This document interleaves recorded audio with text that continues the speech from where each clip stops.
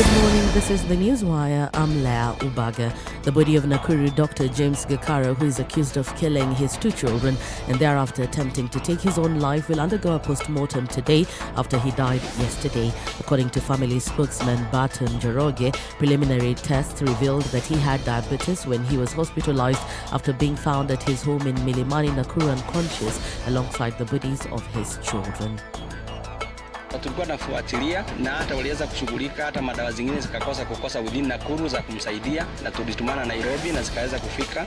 Walikuwa na dili habari ya ugonjwa wa sukari ilikuwa imeshuka sana, na kule kupandishwa kwa sukari ikakuwa limeleta shida kwa mwili wake. The Gakara family has, however, questioned allegations that he was responsible for the killings of his children. According to Roslyn Odhiambo, Winnie Gakara's sister, who is the widow of the doctor, there are many issues that need to be investigated. Roslyn has also denied allegations that her sister planned to travel abroad for further studies, a situation that contributed to differences between her and her husband. Winnie doesn't even have a passport. Winnie just registered at the court with the help of the husband. And she was to attend weekend classes. And there's also this notion that they had differences. I didn't know. Even Winnie herself, her prayer was that her husband gets better so that she can know what really happened. Because even in that day, they were just chatting, they were just normal. Currently, Gakara's wife is in the intensive care unit after suffering a concussion following the death of her husband and children. This is even as Gakara's funeral with his children is scheduled for tomorrow. The government will continue to provide food aid along with financial assistance to drought-affected families, despite previously saying it would provide 4,000 shillings a month to each drought-stricken family due to the high cost of food shipments. The latest food aid provided by the government is 30,000 bags of human food and fodder to be distributed to about 2.1 million people in 21 counties affected by drought. Devolution CS Eugene Romalo has said that the government has already disbursed 2 billion shillings to achieve the plan to distribute food to the affected individuals. We are already moving food to the affected counties. So beginning this weekend, going into next week, we'll have relief food going to Turkana, going to Samburu, Isiolo, Garissa, Tana River, Wajir. So we want to assure the affected counties and the people, particularly the most vulnerable families, that the government of Kenya will not spare any effort or resource in this response to ensure we cushion them. The Teachers Service Commission has rolled out a professional development course after 4 years of opposition from the Kenya National Union of Teachers. Former Kenya National Union of Teachers Secretary General Wilson Sosion had opposed the teacher professional development, terming it illegal, saying they had not been involved in crafting it. Under the training, teachers in public schools will now be required to renew their professional certificates after every 5 years. The teachers in a new policy will now be required to undertake in-service professional training lasting for 5 years, upon which they'll get their certificates renewed. The Commission has identified innovative assessment strategies which include reflective journals, portfolios, and presentations. And at the end of each module, teachers who are successful will have their teaching certificates renewed after every 5 years. At least 600 Kenyan children will take part in the final trial of a new malaria vaccine said to have 77% efficacy. Researchers said they'll recruit children only in Kilifi because they are disproportionately affected by malaria due to higher transmission. The final trial is hoped to lead the licensure of this malaria vaccine by 2023. And in business, Safaricom will increase its 5th generation 5G sites to 200 by the end of the year and commercialize the superfast services in 2022. The leading telco, which in March launched the 5G technology with 15 sites, says it wants to take high-speed internet to additional towns. Safaricom CEO Peter Ndegwa said the company would use the up to 200 sites for testing the upgraded network as it seeks to capitalize on expanding mobile internet use in the country. And internationally, US drug regulators have approved Pfizer booster vaccines for people over 65 years if they had their last shot at least 6 months ago. The Food and Drug Administration has also authorized adults at higher risk of severe illness and who work in frontline jobs to get the booster jab. It means tens of millions of Americans are now eligible for their third shot. However, the boosters still need approval from the Centers for Disease Control and Prevention. That's the Newswire. I'm Leah Ubaga.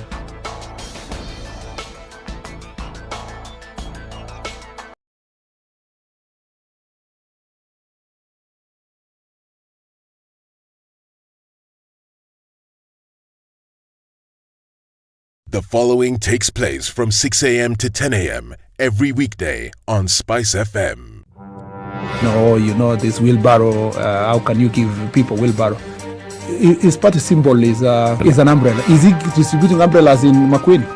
Have you been told if we don't lock between 10 to 4, this is what we're saving? You try and call them, the same person who was in your house every day, because they know you are influential and you will give them votes. Call them after 1 month and see if they'll pick up their phone. Don't tell your member of parliament that you want him to come and build a school, you want him to come and do a hospital. That is not the work of the member. Now that we have devolution in this country, this resources should go to those devolved units. You have to have strong, independent institutions. And you have to have police who has the right to take the biggest town in the country and question, why did you do this and that, and send them to court if necessary. Joel Nkericho, good morning. Salama sana, habari ya asubuhi. Salama kabisa. Mbunge wako ni nani? Anaitwa Seriousness Martin, hapa ni Ainamoi. Seriousness Martin, Ainamoi. Yes. Sasa ile chuma nampambia yeye nini? Amadise aende. Asante sana. That's it. The Situation Room. Kenya's biggest conversation. All right, we're looking at traffic building up already this morning. It is Thursday, coming to the tail end of the week, but traffic doesn't seem to have taken a break. Langata Road is still looking pretty good right now, likely to pile up in a very short while. The morning starts already with traffic on Jogo Road heading out into Landis and into the Kamkunji roundabout area. Let's look at the Thika Superhighway. It's a really good situation to be in right now. Not much traffic. It's piling up right there around Pangani, but then coming out from Survey, not too much, but we will see it build up, just to let you know that that is going to happen. Now's the time to be on the roads if you're getting somewhere. In not too much of a hurry. If you're in a hurry later, you might get stuck. The roads are looking pretty good right about now, a few minutes after 6 o'clock. We'll see what it looks like in a short while. Help us out here, guys, just in case you get into a bit of a pickle. SpiceFMKE on Twitter. Text on 40127. Let's get this morning started out right.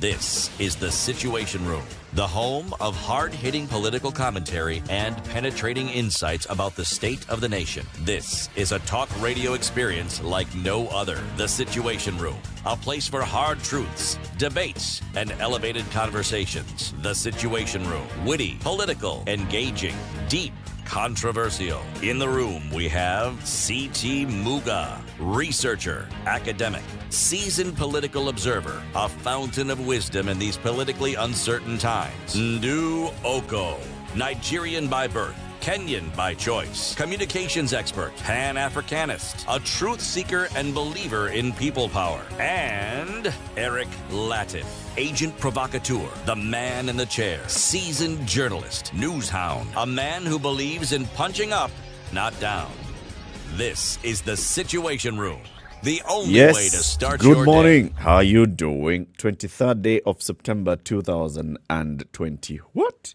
21. Welcome to Kenya's biggest conversation, The Situation Room. We're all in the building.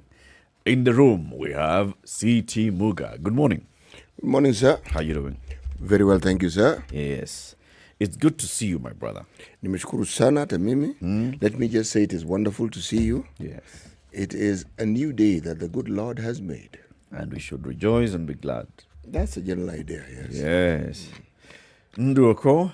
Yes? How you day? How you doing? How you doing? I'm fine. Good. I thought you were going to call me your sister. Okay, our sister. No. I just said I thought. It didn't happen clearly. Well, we are putting thought into action. It's okay, don't worry. It's okay. good to see you, my sister. Oh, Lord. And we don't want you to worry, our sister. Or should we just call you our cousin? Ndu is okay, thanks. Cousin sister. Yes. Ndu works brilliant. Ndu works well. It's okay. It's fine. It's fine, Cindy. It's fine, thank you. Okay. Prepare yourself, brace yourselves for some interesting conversations we're going to be having today from wherever you are tuned in. We'll have a member of the National Assembly and then we'll have a member of the Senate. So MP Shakil Shabir, who's a member of the Finance and Planning Committee of the National Assembly and is the MP for Kisumu Town, what? Kisumu East. East. Yes, he'll be with us at 7 o'clock. And he will be here to tell us We'll be talking about the failure of parliamentary representation and oversight and all those things. Remember, Shakil Shabir, when the VAT debate was in the House, he was loud, unequivocal, vociferous, all those, saying no to increase, to reintroduction of VAT. No.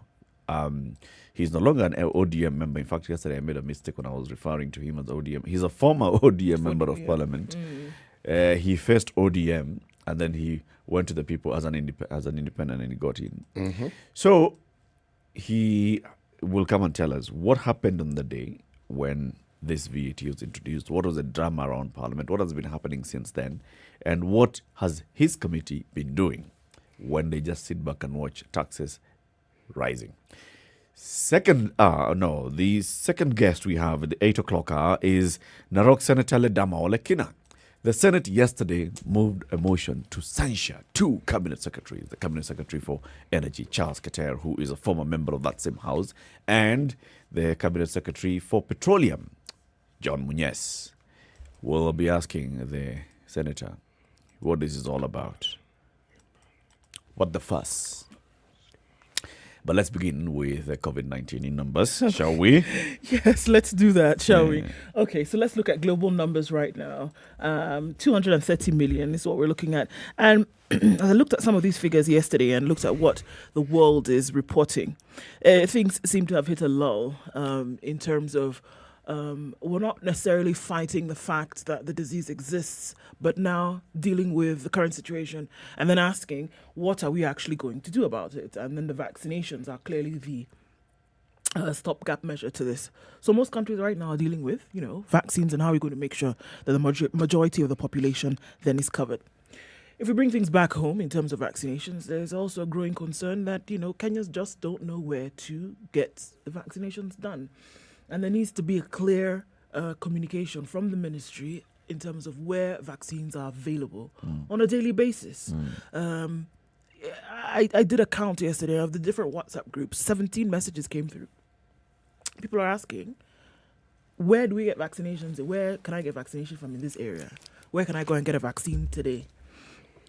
This information is not out there. And for us to say that what we're really trying to do is fight and then have vaccines readily available, then we must be able to tell people where they are available on the day. That's not happening. In the meantime, 402 people were tested positive for the disease, so from a sample size of 6,715. 6,700 and 400 tested positive? Yes. Okay. All right. The rate has dropped, huh? Yes, it has, quite significantly so. We're teetering between 6 and 4. So the other day we were at 4.5, now 6%. Remember, the goal is to have it under 5%. So cumulative fatalities in the country now stand at 5,018. And, excuse me, cumulative tests in the country of 2.5. And if we're looking at vaccinations having been done so far, the number is steadily rising. Climbing to 6.353 million vaccinations been done in the country. 33% of those are complete vaccinations. But we're still looking at 3.2% of the adult population having been fully vaccinated. So we're at 6%. I mean, 6 million. 6 million. The target is 10 million by the end of this year. So we are likely to hit that. Sure. Okay. Have KEPSA started rolling out theirs? Not yet. Okay. That program that they had, from the time we spoke, Johnson it was Johnson. Not, right. From the time we spoke, it was to begin when that batch was coming into the country. The batch has come in. We've not received communication in terms of, I haven't seen any communication in terms of if the KEPSA program has rolled out, because they did tell us that they would have some from that incoming consignment, which we already know has arrived. So it's possible something has begun, but we're not aware of it. Let me ask the question. Okay. So as we speak, what percentage of Kenyans have been vaccinated? 3.2%. Right. Now, it's interesting. Syria has been at war for the last 8 years. Huh? And know what percentage of their people have been vaccinated? 20. 20% of their people. What's the population? I am not certain about the population, but 80% of the people have not been vaccinated. 20 have been. Why I point this out, a war-ravaged country The ragtag government that you have there still manages, well, at least not the ragtag government. When a country is at war, there are very many donor agencies that are also present. Yeah. But a good number of them have received vaccination. I'm saying we don't have the hindrances because we don't have a war. We don't have the problems that a country like that has. Their population is 17 million. Yes. 20% of 17 million is what? 3.4. Yeah, about 3.5, yeah. Okay. So if we have done 40% of Syria's population. And you're in a stable We have 40%. situation. Yeah, that's why we've done double. Stable situation. That's why we've done double. Country for which, like you said, stability has not existed for at least a decade. Not just stable, peaceful. Right. The problems we have are generated by our politicians and other political players. Yes. But in terms of stability and in terms of support that the citizenry can give the government, this government receives a lot of support from the citizenry. Indeed. Let's take a break then. At this point, then, 16 minutes after 6. Are we live streaming? Yes, we are. SpiceFM KE, YouTube, Facebook, and Twitter. If you are online, say hello. We'll be saying hello to you shortly. Very good morning to you. This is Kenya's biggest conversation.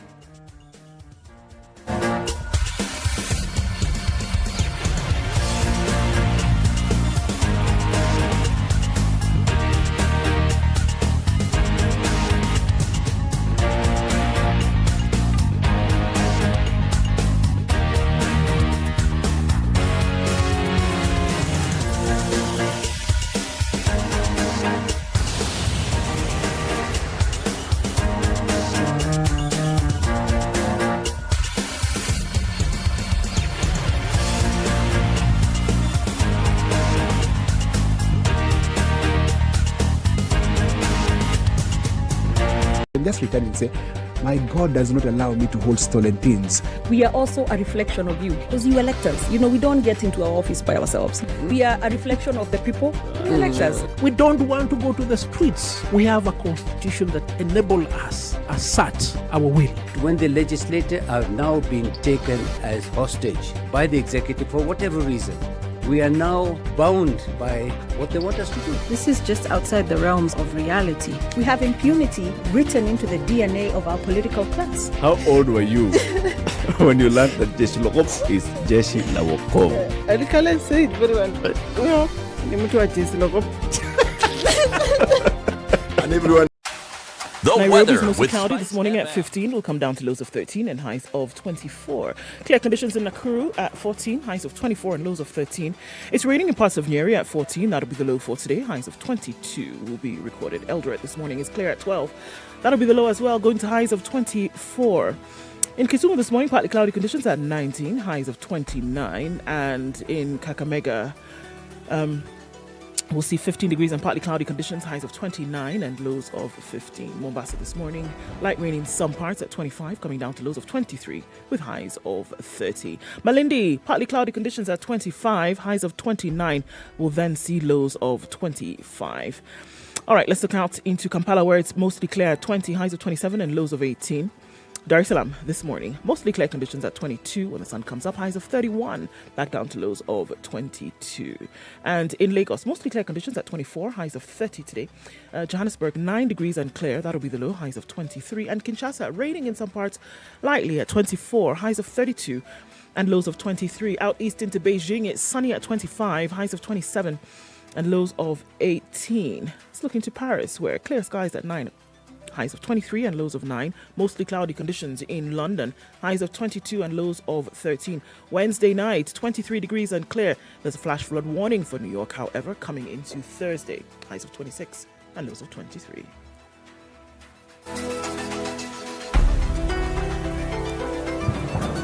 Spice FM. Spice up your life. Mature, intelligent talk every morning. Spice up yourself.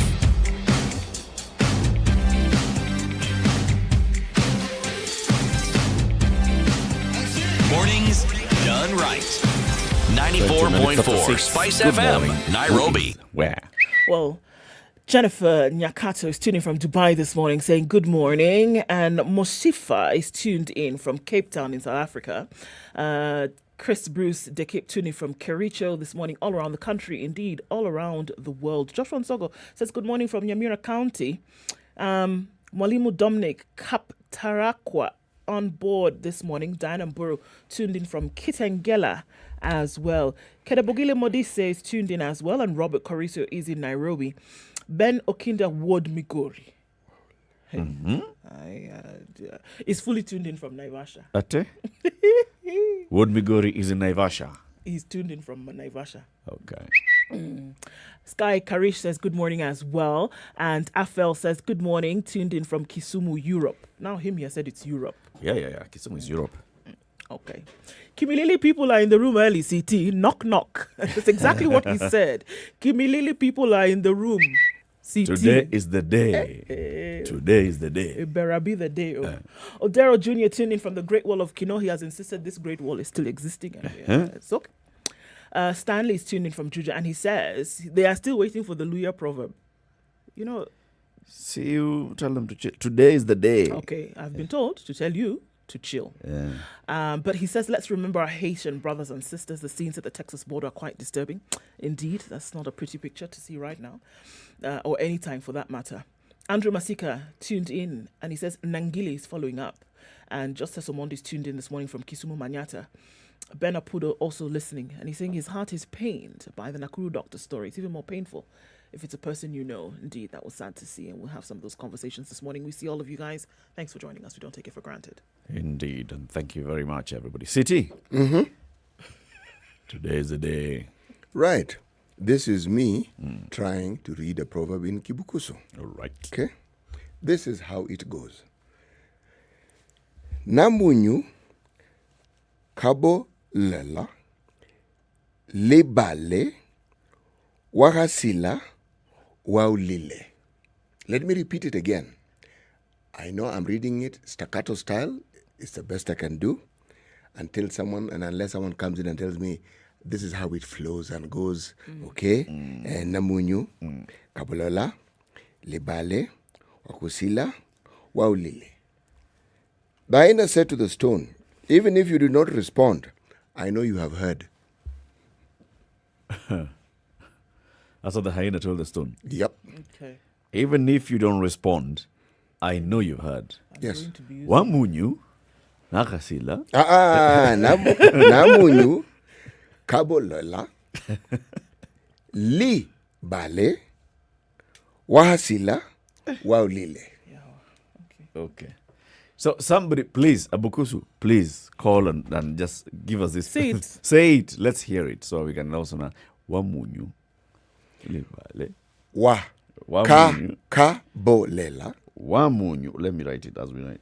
Wamunyu kabolela. Yes. Libale. Wahasila. Waulile. It's a beautiful language, though. Actually, yes. It has a nice mix of vowels and alliteration, wouldn't you say? Yes, it really does. I love it. I love listening to the flows of this language. I do. Okay. Indeed. So let's look at the papers. All right. Where you want to start? Ooh, there's a lot to go through today. Yeah. Okay.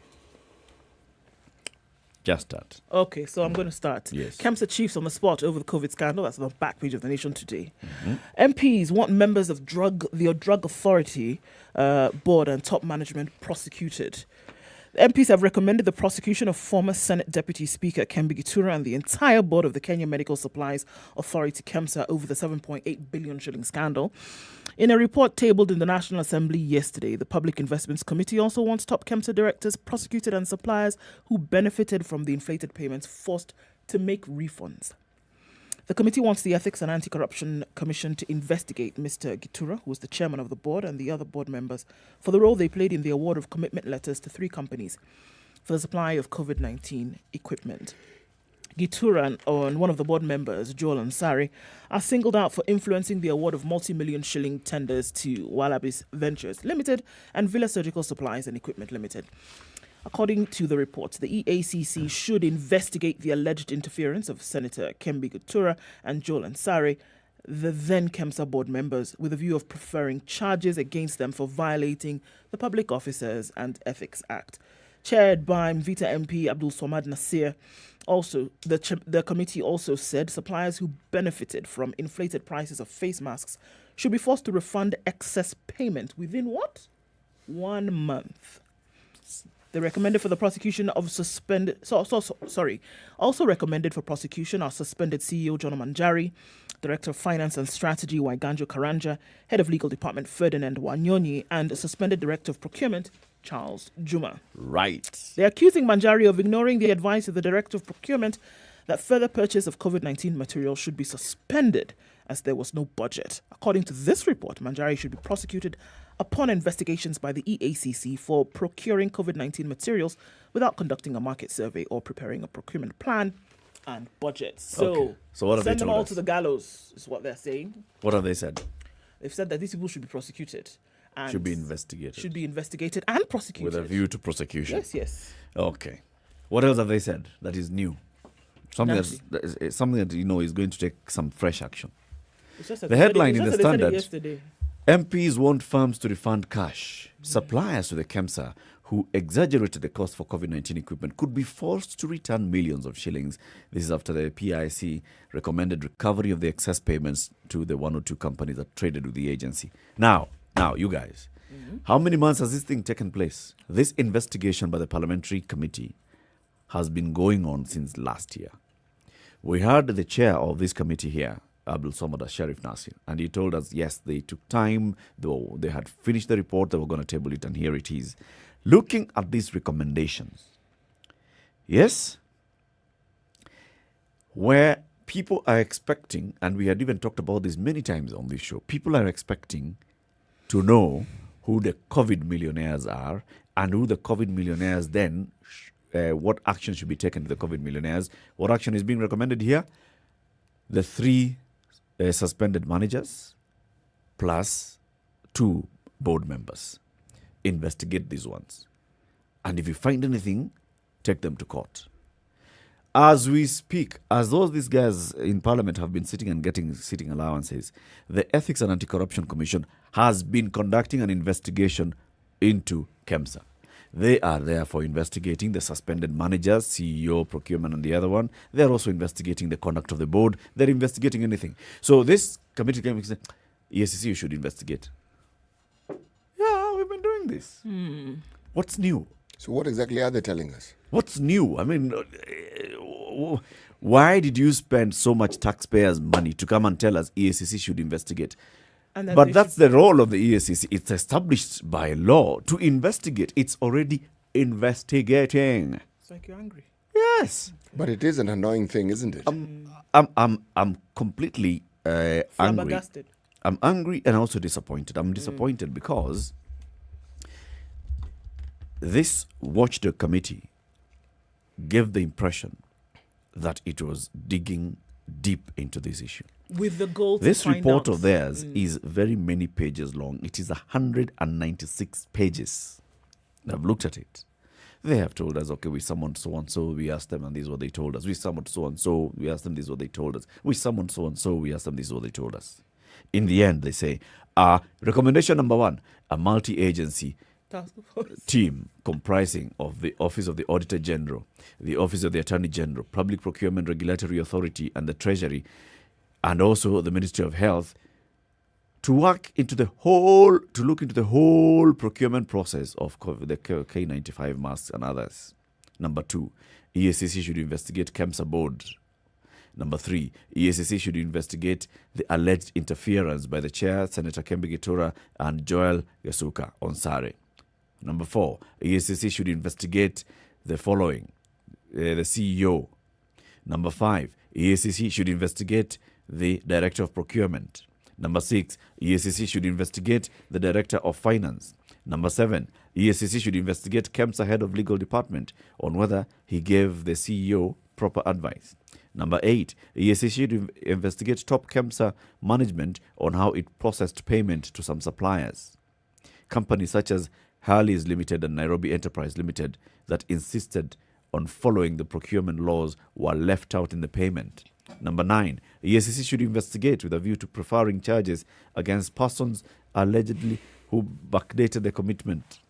10, Department of Committee on Finance and the National Planning and National Assembly should commence amendments to the Public Procurement and Disposal Act. 11, Director of KRA should investigate whether all the suppliers paid paid taxes. Number 12, State Corporations Act be amended. What has the PIC said?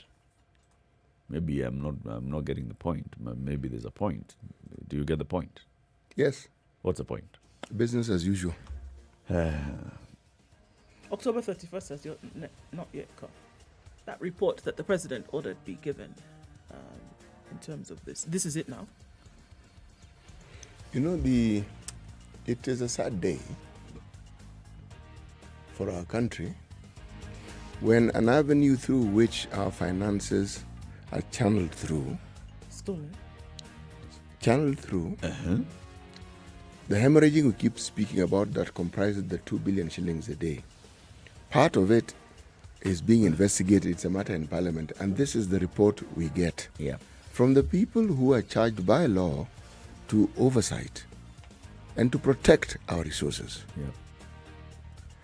And when this matter is brought before Parliament or before this committee and they sit and deliberate on this matter for as long as they did, over and above the salaries that they are paid, there have been allowances that they've been receiving throughout. So this is what we get for the money that we have paid. Yeah. It's very top level. You know, I understand, yes, the parliamentary committee has no investigative powers. It cannot even recommend prosecution. It has to recommend investigation. But recommend investigation saying there's something here specific.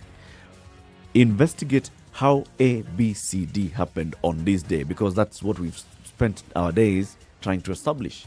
You know, not just saying investigate whether Eric, MD. It isn't the first time that the spotlight has been on the Ministry of Health.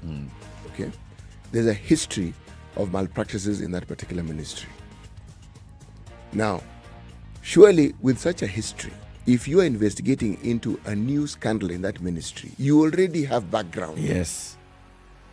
You already have something to go by. Yes. Come on. Anyway, let's take this break so we can take a look at traffic, and then we'll continue talking about this. When members of parliament come, Shakil Shabir at 7 and Senator Ledamo Lekina at 8, we'll ask them about this as well. Very good morning to you, Kenya's biggest conversation. This is the Situation Room, the only way to start your day. Spice up your life.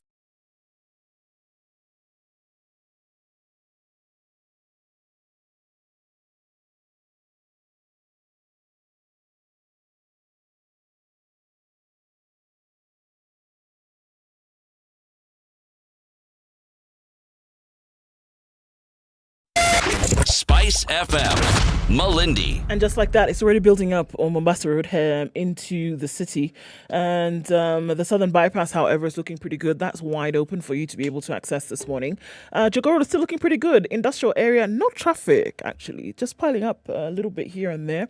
Into the city centre doesn't look too bad as well. All right, let's look at the Thika Superhighway, where, again, things are still at a dull roll and it hasn't picked up quite yet. Kiambu Road also looking pretty good as you then try to connect with the Thika Superhighway out into the city. CBD looks really good right about now.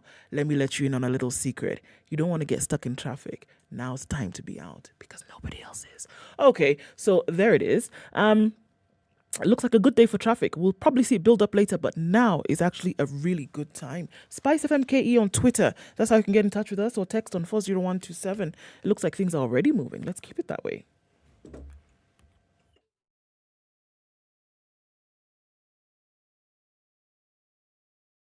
Sugar and spice and everything nice. Everything nice. Spice up your life. Tinge sa gidole, agano gidole. Thank you. The political class, the contestants, everybody is trying to outsteal the other. Remorse is not taught in any school. Manners is something you get from your mother.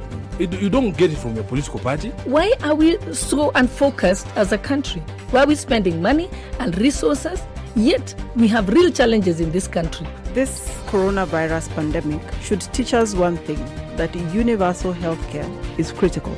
Because at this point, whether you have a medical card that covers you, it doesn't matter. It doesn't matter. This All right. is the So we Situation continue Room. to The only way to start You're your... looking at City. I am still looking at this story of this doctor who died this morning, yesterday rather, Dr. Gakara, and the story of the two children who also passed away. You know, let me explain why it is I'm pondering. I'm reading, talking, speaking, and pausing. Yes. Okay? Anytime I read about something as tragic as this, I ask myself one fundamental question. If I leave aside who perpetrated the crime, I ask myself the question, what are we doing about our mental health situation in the country? Because whenever this wasn't an accident, someone was driving, they were hit by a lorry, something happened. No. Somebody deliberately caused certain deaths here, whoever they were. What is the reason behind it? I mean, we keep talking about this matter of mental health and the need to be able to address it comprehensively. Yep. And every time we talk about it, we pause for a while, something else comes up, and you have to ask the question, honestly speaking, what are we doing about it? Because in the absence of addressing this matter very seriously, cases, not such as this one, but worse than even this one, absolutely, will recur. Not occur, recur. You will hear of some crazy things happening, somebody going completely bonkers, shooting people, somebody doing something strange, someone killing their own children. We will keep hearing these stories. And yet, the response as to what it is that is being done, apart from those flimsy statements that you read from time to time. Yep. You're right. But, you know, even as we look at this story for points of contact, to still go back to this mental health issue, just think about the circles in which you are in, and that people who are having an issue here or there and have behaved in a certain manner that you want to, sometimes you raise your eyebrows and you ask yourself, what really is going on? It points to all of this. I mean, just yesterday, conversations about, you know, an individual here or there who has behaved in a certain manner for a prolonged period of time, yes? There are more and more and more of these happening. And because this is not a normal situation, however, it will become the norm. And please understand what I'm saying, that it is not normal that it happens. Normal in the sense that it will become so rampant that we will not be surprised at it anymore. Yep. If we're not careful, this, where two children are found dead and their father thereafter, and then the mother who currently is in HDU suffering from the effects of shock, it'll be a very normal occurrence if this is not handled. And these are the ones that make it to the newspaper, guys. The ones that don't make it into the paper. Yeah. The stories that are not told are many, many more. Many, many more. The government has been told by a task force that the government established to declare this a national disaster, and so dedicate a lot of focus and attention into addressing it. The government has decided that the only thing that it read out of that is put up a bigger malaria hospital. So they've established a piece of land. They have now started putting aside budgets to put up a bigger malaria hospital. That is how the government is addressing mental health issues in Kenya.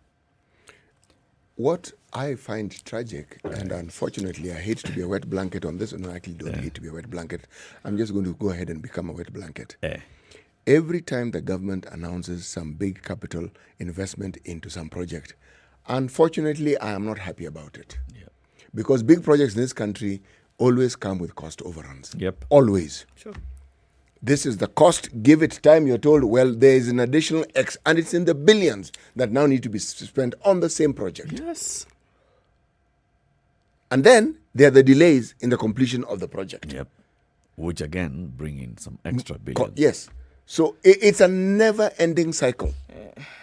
And the problems that we have are also in that vortex of a never-ending cycle. But this one, it multiplies. It doesn't. It's not stagnant. It's just crazy. Talking about the problems that are facing this country, you told us about Sigalame boys, remember? My friend, that story, it shut down. The school has shut down. Yes. After that fire, 2 other fires occurred. Actually, 4 fire incidents in the last 54 days. Yes. 4 fire incidents in the same school. Now, police are denying claims that they are delaying investigations due to the cause of frequent fire incidents at Sigalame Boys High School in Busia County. The school has witnessed 4 fire incidents in 54 days. In Busia County Assembly, the Education Committee says investigating officers have not presented a single report after the 4 dormitories were razed and property worth 6 million shillings lost. It is a mockery of the highest order that we're witnessing the 4th dormitory burn, yet no one has been arrested. No police report and no assurances given that our children are safe. This is what committee chairperson George Obuogo said. He added the deadlock in investigations could be artificial or real. Could it be that someone is influencing the inquest to the detriment of the learners and their parents? It cannot be that one school in Busia is always on fire and nothing tangible is done. Monday 8 p.m., Ndenda House followed Lenana House's fire on August 25. Haile Selassie on August 10th. Kilimo Dormitory on July 26th. 4 dorms. Pop, this one, we do Kilimo. Next week, we do Haile Selassie. Then we do Lenana House. Then we finish with Ndenda House. Still, no action has been taken. No. The Parents Association fears this could affect the performance of the school that had a mean grade of C+. And the Busia County Police Commander John Nyoike says his officers are busy. We are working. He called for sobriety. We were told of some suspects and tracked them even on phone, but they had nothing to do with the initial 3 fires.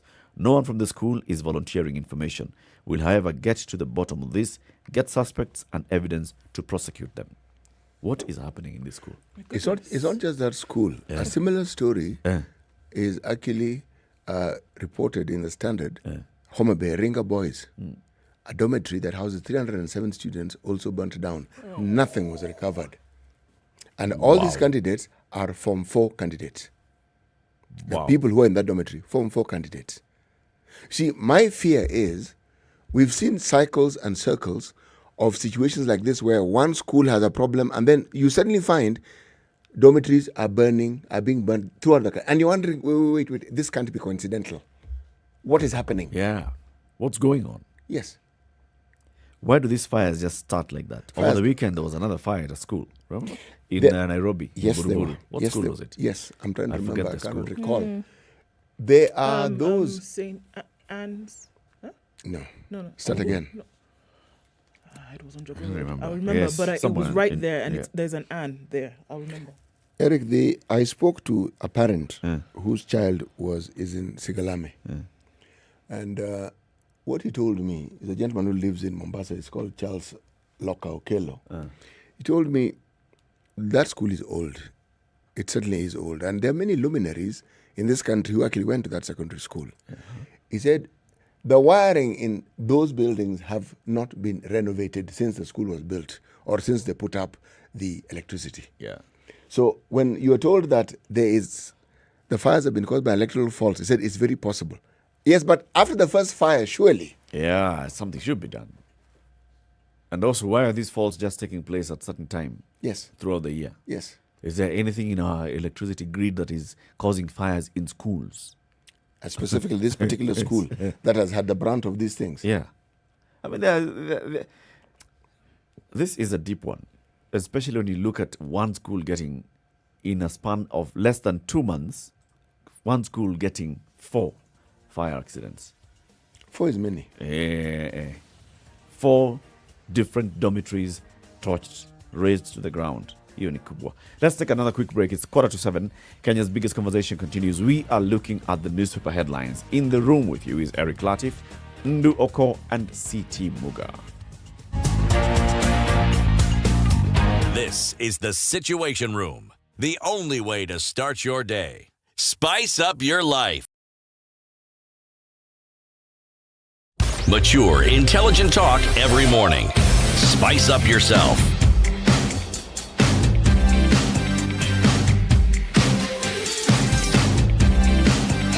Mornings done right. 94.4 Spice FM, Nairobi. All right, Ndu, what are you looking at? I was just reminding you the name of the school is actually St. Anne's on Jogo Road. St. Anne's on Jogo Road? Yeah. Over the weekend? Okay.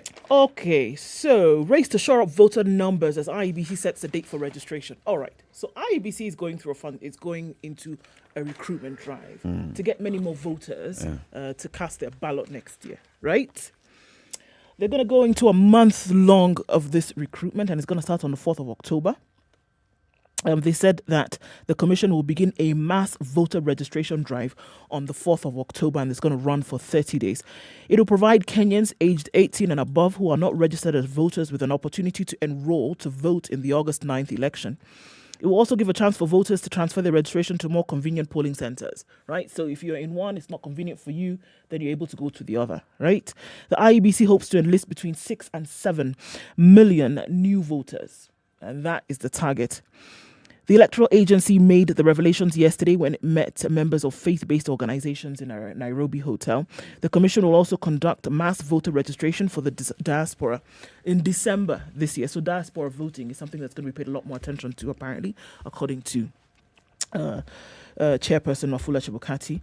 It'll include 6 more countries in its diaspora list, among them South Sudan, the US, United Kingdom, Canada, Qatar, and the United Arab Emirates. He said the countries meet the minimum requirements of 3,000 voters. Okay. Kenyans living in Uganda, Tanzania, Rwanda, Burundi, and South Africa participated in the 2017 general election, and they think that it can spread this to other countries. So the announcement is expected to kickstart a frenzy among politicians who will be seeking to sign up as many of their supporters as possible to raise numbers necessary for victory. So, in addition to the 18 plus million voters registered in the country, they're hoping to add about 9 or so million to that number. You know what this says? In 30 days. Is that in the next year's general election, the vast majority of voters will be people below 35 years old. Indeed. Many new voters, maybe out of the 9 million, let's say, just about 7 million, will actually be people who are voting for the first time. Maybe others are people who used to be voters and then they left the country, blah, blah, blah, blah. So let's just say about 8 million people or so are going to be people who are voting for the first time. These are very many people. Very many people who are going to be voting in an election. And if people are not concerned about, that demographic, the youth vote. The youth are no longer the marginalized. They are actually the majority, and they ought to feel as if they are the majority in the country. It's a very big thing here that needs to happen. I have an interesting, some stories to share with you. One of them is coming from Trans Nzoia. A woman has linked police to the last week disappearance of her boyfriend, Eid Musa Wekesa, in Kitale, Trans Nzoia County. Cynthia Wanjiru believes that police were behind the disappearance of her boyfriend on the 14th of September.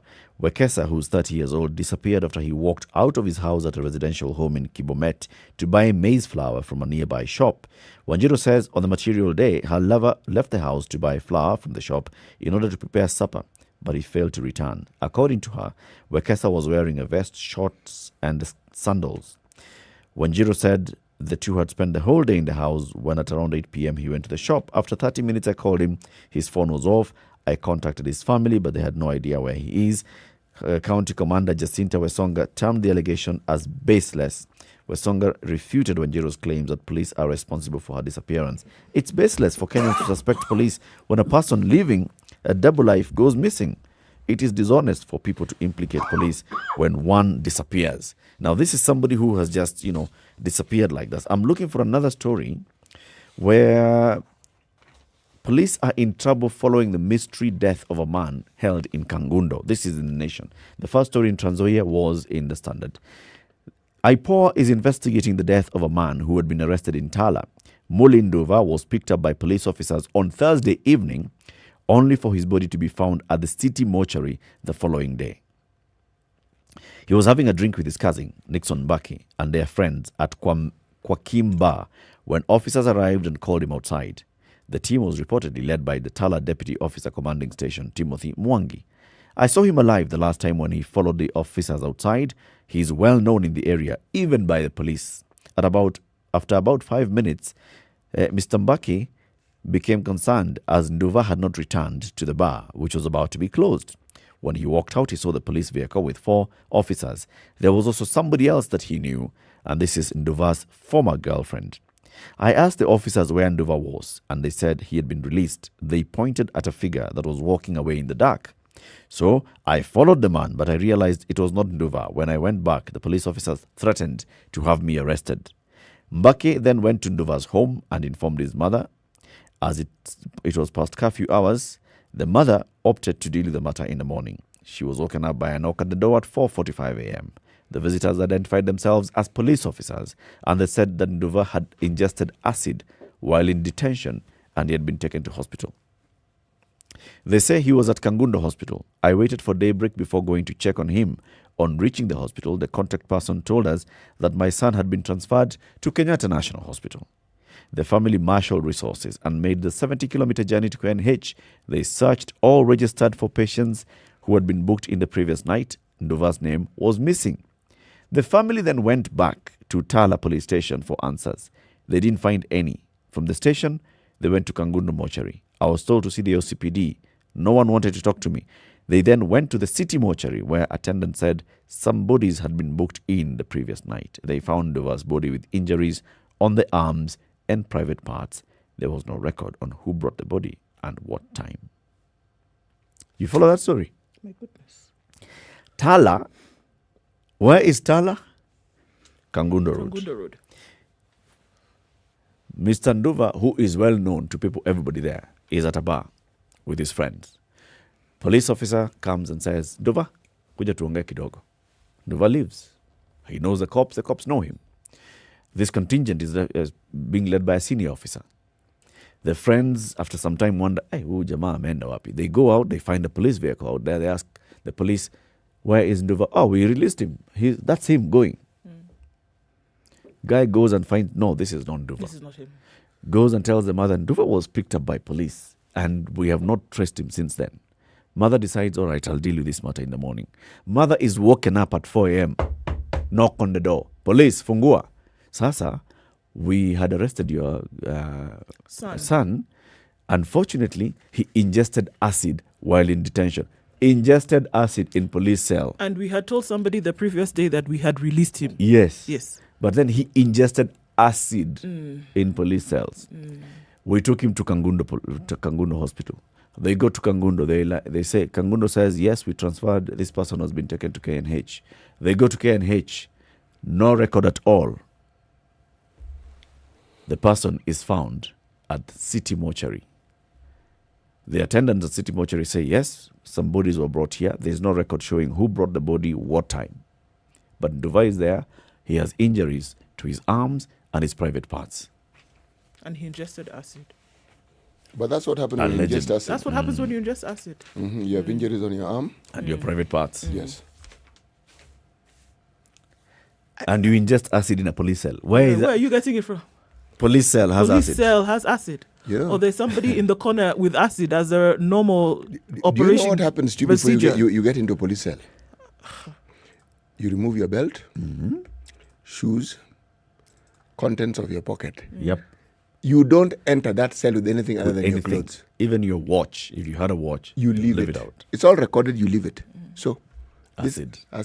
This acid, where did it come from? So the reason as to why he ingested this acid, I'm just asking, did they say it was given to him? We don't know how he got it. He had it on his person. But this is they why. It's interesting to hear what the mother saying what she was told by the cops. Because you just come and tell somebody you ingested acid. Questions but you know, this is the how reason did this why happen? When you hear such stories, That's why when you have a situation like the one which occurred in Embu, people cast aspersions before anything, and they say, no. Immediately. We are... We're not taking this. No. It's why this woman, for example, in Trans Nzoia, immediately her boyfriend does not come back to the house, she thinks police have picked him up. But there's something else I want to ask and to add. What is it about Mr. Wekesa in Kitale, and what is it about, what is the gentleman's name in on Kangundo Road again? Nduva. Okay. Why them? Why were they being picked up by? Why would they be picked up by police? Of all the people who live in that area, why them? Of all the people drinking in that bar, why him? Them? Why? That must be asked. Yep. What relationship does he have with this particular police Because officer? he wasn't forced Remember, out. He wasn't forced, he went with them. One of the people in the vehicle is an ex-girlfriend. And the police officers and Mr. Nduva know one another. They have dealings. So what kind of relationship do these cops have with Nduva? What are they involved in? Why would they come and call him? Yes. What were they asking him? Why would they want him? And what is it that is happening amongst all these people that would lead to someone's death? Yes. You know, an autopsy doesn't lie. It doesn't lie.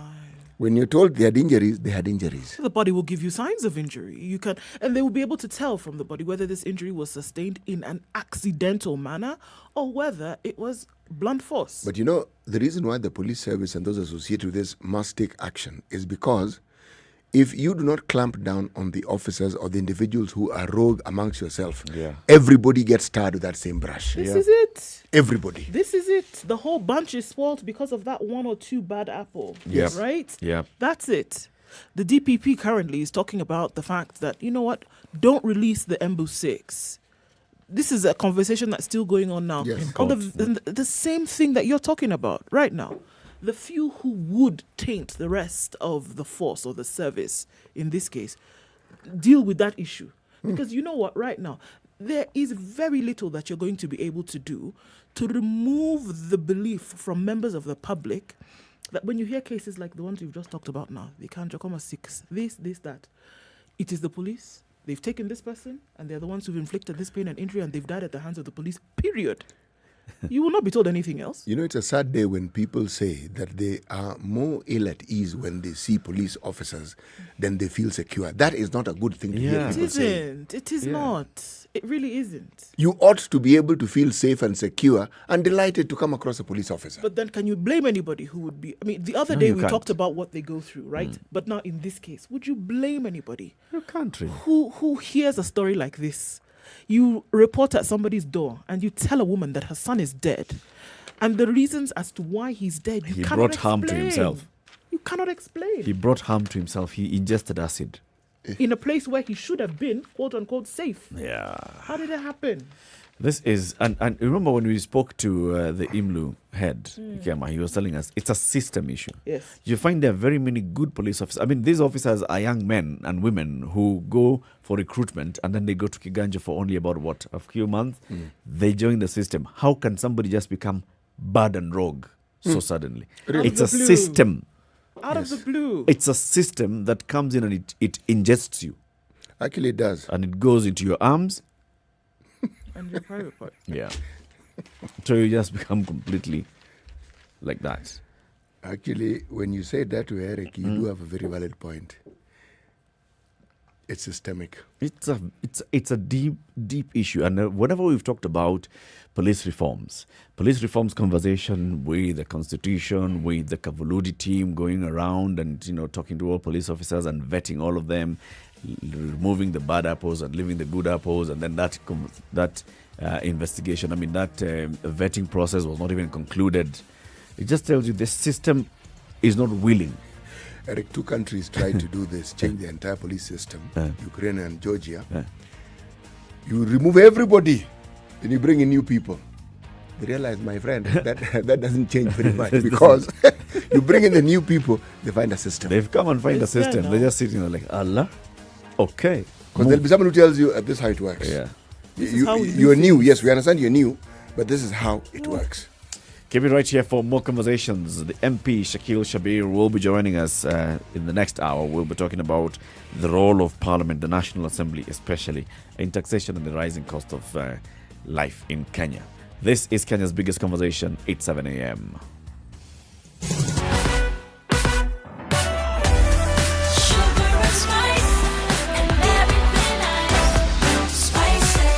Spice up your life.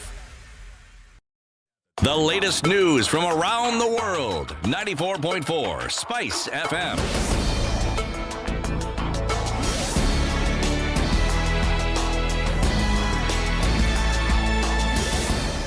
Good morning, this is the Newswire. I'm Leah Ubaga.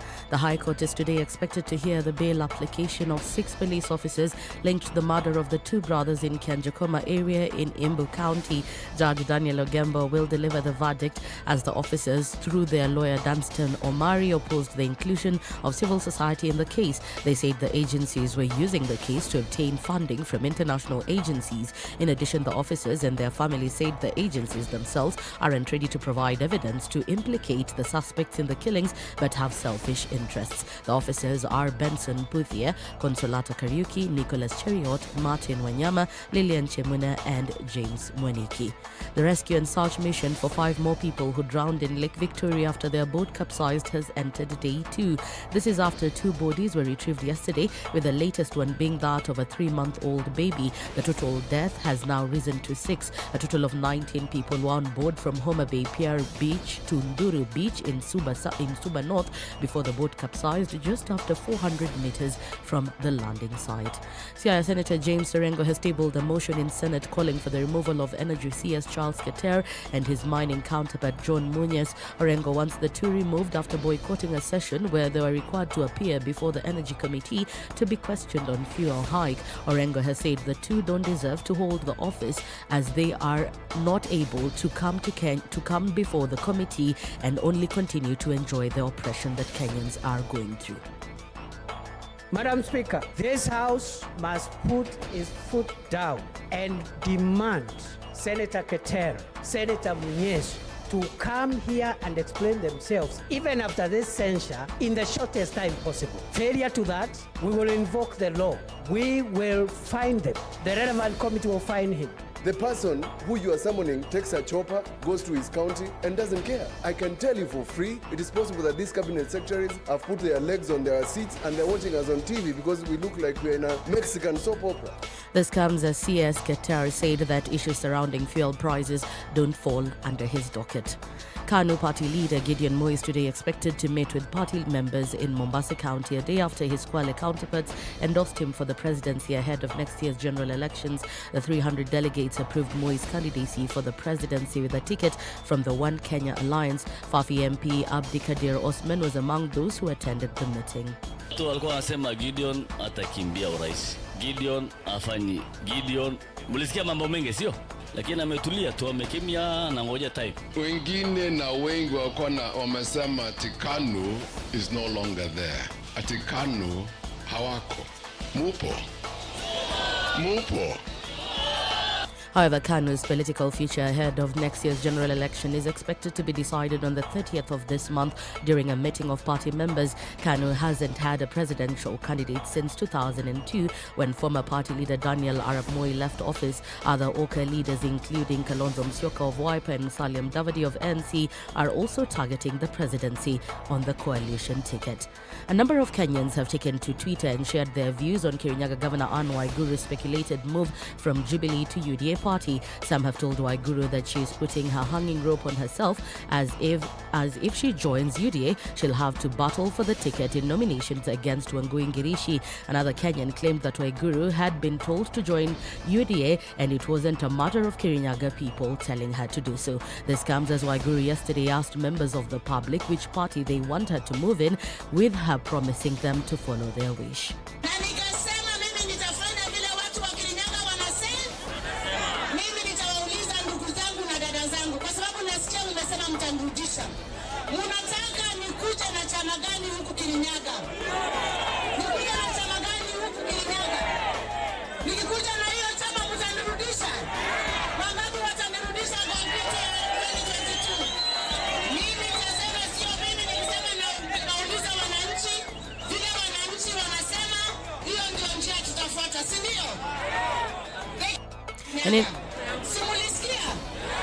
And in business, the government has ruled out importation of GMO yellow maize following a request by millers to have them allowed to ship in the produce to address the current high cost of animal feeds. Livestock PES Harry Kim Toy said that decision can only be made by a committee that's looking at the current food situation in the country, adding that the ban on GMO is still in place, hence ruling out importation of this biotech crops. Association of Kenya Feed Manufacturers petitioned government last month to allow duty-free importation of GMO yellow maize and soya to ease the current deficit that has seen prices hit historic highs. That's the Newswire. I'm Leah Obaga.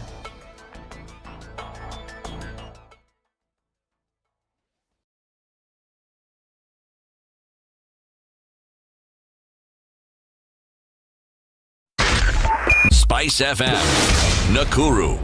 Inbound on Mombasa Road today, we're seeing a little bit of traffic building up, but it's actually not bad today. Where have all the good cars gone? It's a song like that, isn't it? Well, anyway, it seems that not too much on the road today, but we know that it will pick up. We're in traffic hour now officially, and we will see traffic pick up. But right now, it actually doesn't look too bad. Getting into the city centre is also not too much of a sticky situation right now. Langata Road is building up, as is Ngong Road, but just a little bit of traffic as you approach the consecutive roundabouts. So Langata Road, we'll see that building up because of that construction going on there. On Jogo Road, out towards Kaloleni, onto Landis Road and into the CBD from there, building up, especially around the train station. But then it ebbs out without too much of an issue.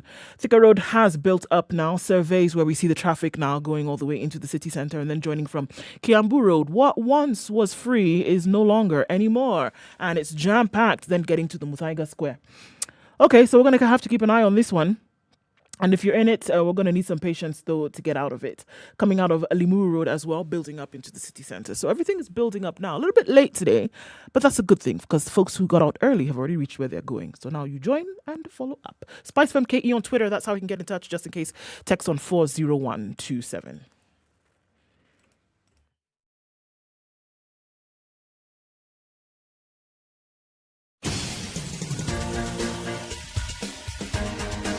This is The Situation Room, the home of hard-hitting political commentary and penetrating insights about the state of the nation. This is a talk radio experience like no other. The Situation Room, a place for hard truths, debates, and elevated conversations. The Situation Room, witty, political, engaging, deep, controversial. In the room, we have C.T. Muga, researcher, academic, seasoned political observer, a fountain of wisdom in these politically uncertain times. Ndu Oko, Nigerian by birth, Kenyan by choice, communications expert, Pan-Africanist, a truth seeker and believer in people power, and Eric Latin, agent provocateur, the man in the chair, seasoned journalist, news hound, a man who believes in punching up, not down.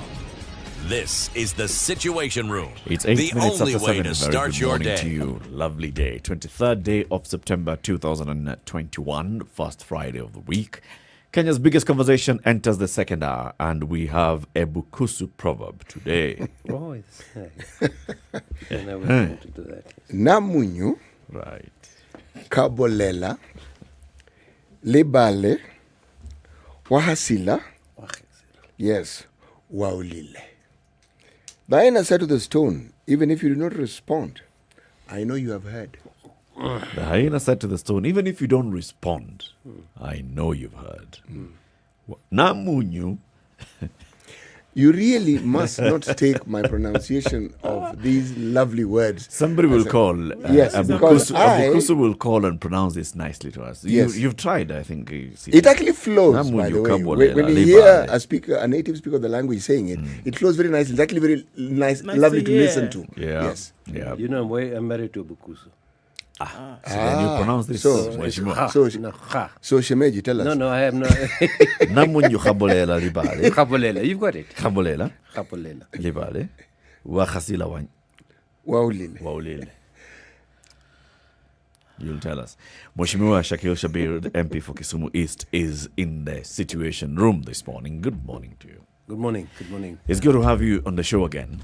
Thank you very much. And every time you contribute as well, when you call in and all, we appreciate that all the time. Karibu sana to the Situation Room. Good morning. Good morning, Andu. Karibu. City. Fine, thank you, my brother. It's good to have you here. Thank you. Parliament has been busy this week, Mheshimiwa, feeling the heat from the people and shedding tears for the people. Talking about the rising cost of living, occasioned by the rising cost of fuel. And the rising cost of fuel is occasioned, of course, by heavy taxation. Taxes and levies that contribute a significant percentage of what we pay at the pump. Over 48% is basically going into taxes and levies. And this is where Parliament comes in. So Parliament for the last couple of days has been discussing this. The MP for Dagoretti North was coming to move a motion. So we say you can suspend all these laws and all. And then we have conversations where we ask ourselves, where did this rain start beating us? We take ourselves back into how did VAT get its way, find its way back into fuel, into petroleum. 8% instead of 16%, yes. But remember the time when there was that whole conversation about reintroduction of VAT. Some members of parliament were vocal against the reintroduction of VAT. Some members of parliament were vocal for the reintroduction of VAT and other such levies.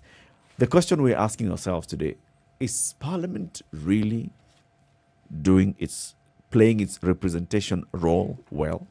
Are members of Parliament playing their representation role well? Where do you start, Shakil?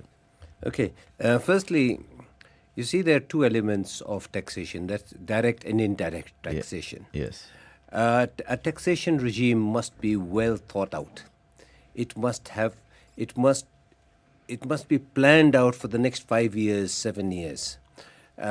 You cannot have knee-jerk actions, either in direct or indirect taxation. So what what our tax regime and we in Kenya are facing is knee-jerk.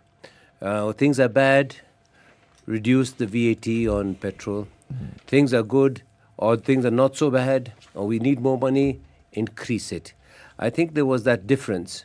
The executive holds control on the issue of taxation, and that comes in by way of legislation. And so to say that the parliament opposed or approved the taxation for, say, fuel is not entirely correct. The idea basically is that there should be a group of people who are looking at the economy in a long term. And that is what we've been fighting for. That plan should be said. Let's say including VAT on A, B, C, and D, and what are the immediate impact? What's the impact in 2 or 3 months? What's the impact in 1 year? How is it going to impact the poor? Is it a pro-poor? Is it pro-poor? Indirect taxation is never pro-poor. So, I've sat on the Finance Committee now for nearly 13 plus years. One of the things that has been very essential in our planning, or should have been an interaction between the executive, the taxman, executive, legislature. Of course, judiciary would come in to see whether there was legality. But there hasn't been. What happens is the executive sits in its treasury and wherever else, coming up with budget proposals, and then the executive with the head of the executive also has got his agenda. Or what we call the development that they intend to have. And then they say, we need to spend so much. And then where are we going to get it from? Whereas we've always said, even the simplest economist, even at a village level of the home, our best economists are the women. They know we have 100 shillings or 200 shillings today, or we have 3,000 shillings for the whole month to do A, B, and C. They know what they're going to do. Like my wife, she has a very good budget, dependent upon how much income we have. What is called progressive, what is called positive income, meaning that what we can predict with 100%, 80%, 70%, etc. So we say, look, and we're going to do A, B, and C. Our budget process has never, despite all our protestations, has never been based upon how much income we can get. It's always based upon how much we're going to spend, and then you go to the KRA and say, listen, raise this money. And then when they can't raise the money, you tell them that you have not attained your target. However, you see, what is the target? What is the target in Africa? And what was it based on? Yes, exactly. So they have to take the easy option. Mheshimiwa, I hear what you're saying, but my mind goes back to the time when President Kibaki, during his era, when he suspended all development projects for a year. Yes. Would you then say that he at least understood and was putting into practice what you're saying we ought to do? But he's an economist. And I mean, you don't have to go, let's go further back. And I remember Muthui telling me, when I've gone, you will remember me. And he told me that. Now, at the one time, President Muthui, the late, actually suspended all new projects, what were called, 90% of them, he suspended them. Because the World Bank had cut us out, right? Yep. And we survived. So do you know that we have something like 3,700 plus stalled projects? Yep. Of those 3,700, maybe 600 only are somewhere in any level. So the point that we are saying is this, as you well said. We've talked about zero-based budgeting every 5 years, every 3 years. What we are having is incremental budget, but it's not budgeting on spending, not budgeting on what we are recovering. So when we are not recovering and you're going to the KRA, KRA will choose the easiest way out. Minimum What tax. is the easiest? And I will come to minimum tax myself because I objected about that. We feel that the minimum the VAT is the easiest way. Why? Petrol, cigarettes, beer, and what? Okay, yes, it's consumption. Yeah, we follow the Western circuits, but remember the Western consumers are higher placed. We've got what we call poverty. These are not pro-poor. So if you are going now to Kibuye, one of my slum areas, and she's paying VAT on petrol, of course, on kerosene. You should have no VAT on kerosene, for argument's sake. So the Kenya Revenue Authority, I've been there a number of times over the last 12, 13 years. I've found some remarkable changes in the way they look forward to things. And if you go to do your returns nowadays, you find they're actually quite well with it. And then now they're looking for new ways of taxation. Like they're coming to you and saying, listen, you have property, we want 10% of, why don't you give us 10% of your rental income and we'll not ask you any questions. Then after about 25 years, they come and ask you the same questions. They said they don't want to ask you.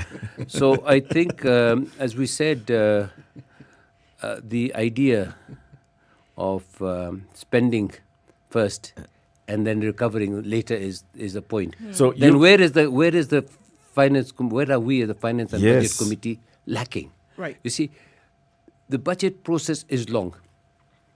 And what Kenya has, sometimes we don't accentuate our positives.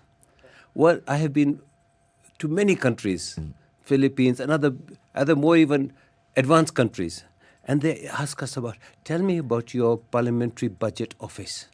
Yes, we have what we call a parliamentary budget office that do alternative scenarios that will go through, and you will tell them that, listen, what if we did not do A, B, and C? What if we did not put tax on VAT, increase the tax on VAT on petrol?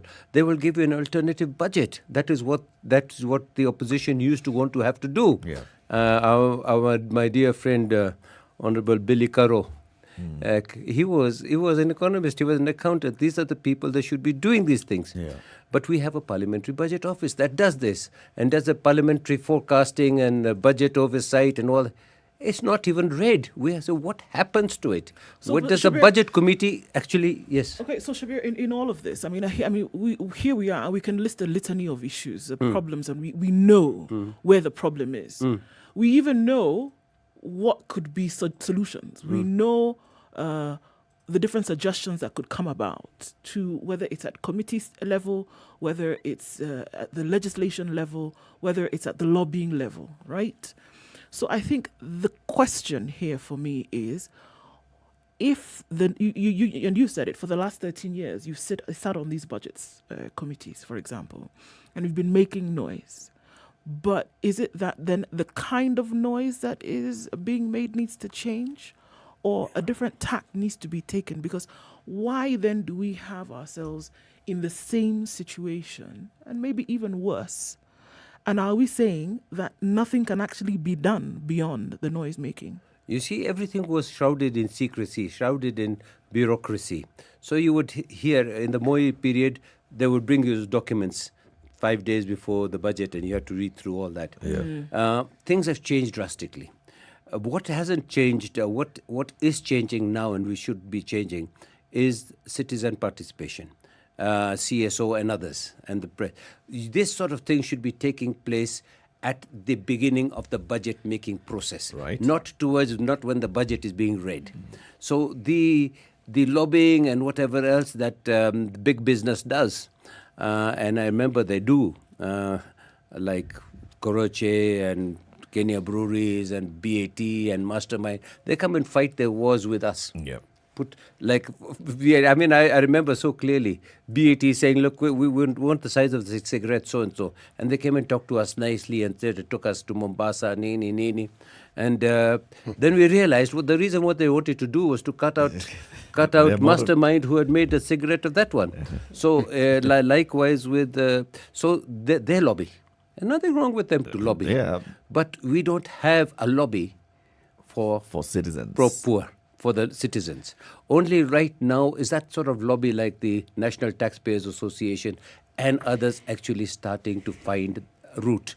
So we've had meetings with them, we meaning APNAC, the African Parliamentarians Against Corruption, and the Caucus on Economy. We're saying that we're here. We're to help. We are here to help. With all these things, Mheshimiwa, part of and that's why we are focusing today on the role of members of parliament on representation. Yes. Part of that representation role is, one, making sure that you're getting voices of the people from various sectors and quarters. So if we had a robust representatives in the House, that's one of the focuses that they should be looking at. The Parliamentary Budget Office is doing its work. That's a technical job. The members who sit in the Budget and Appropriations Committee and even in plenary should be saying, I have engaged with the National Taxpayers Association, or we have engaged with this and the other, and coming back to the House and saying, but we find weaknesses in terms of citizens' participation and understanding of these issues, and we'd like to build capacity of citizens. That's correct. We don't see that from members of Parliament. Exactly, that's the platform we're talking about. We're saying, actually, we had meetings with this. We said, listen, you CSOs, you've got everything. I mean, my dear friend Wanjiru, you have everything. So what you need to do is simplify this thing. What's happening in other countries, citizens are now taking part in budget-making processes. The budget-making process has been simplified so that they can understand it. So we are having participation at a different level and bringing it on. And it's your job, the press, your job, the CSO. No longer, we talk about the 4 arms of government, not 3. I was even thinking probably in 5. The 4th estate, as you know, was under the Napoleon or the French Revolution. So what we are talking about is, let us each take our stand. But the member of parliament stands accused. I stand accused. At what did I do when this happened? What did I just keep quiet? Because the worst thing is to keep quiet. Have you remember the thing when the Hitler came for so and so and so? So keeping quiet means a price that you're paying. Unfortunately, round about this time, members of parliament are not at all very popular. We become very popular after elections for about 3 months, and then we are unpopular. And why is that so? We are seen as there's great expectation. Major expectation. So some of those who have been going constantly, little plodding along, may have a little bit better. Who raises these expectations? Is it the citizens or is it the candidates? Yes. I saw a video the other day. I think one of the European European states or something, or the Russian Eastern European states. There's a guy who was being taken around on the river. I don't know whether you saw this. And he had promised a bridge 3 times.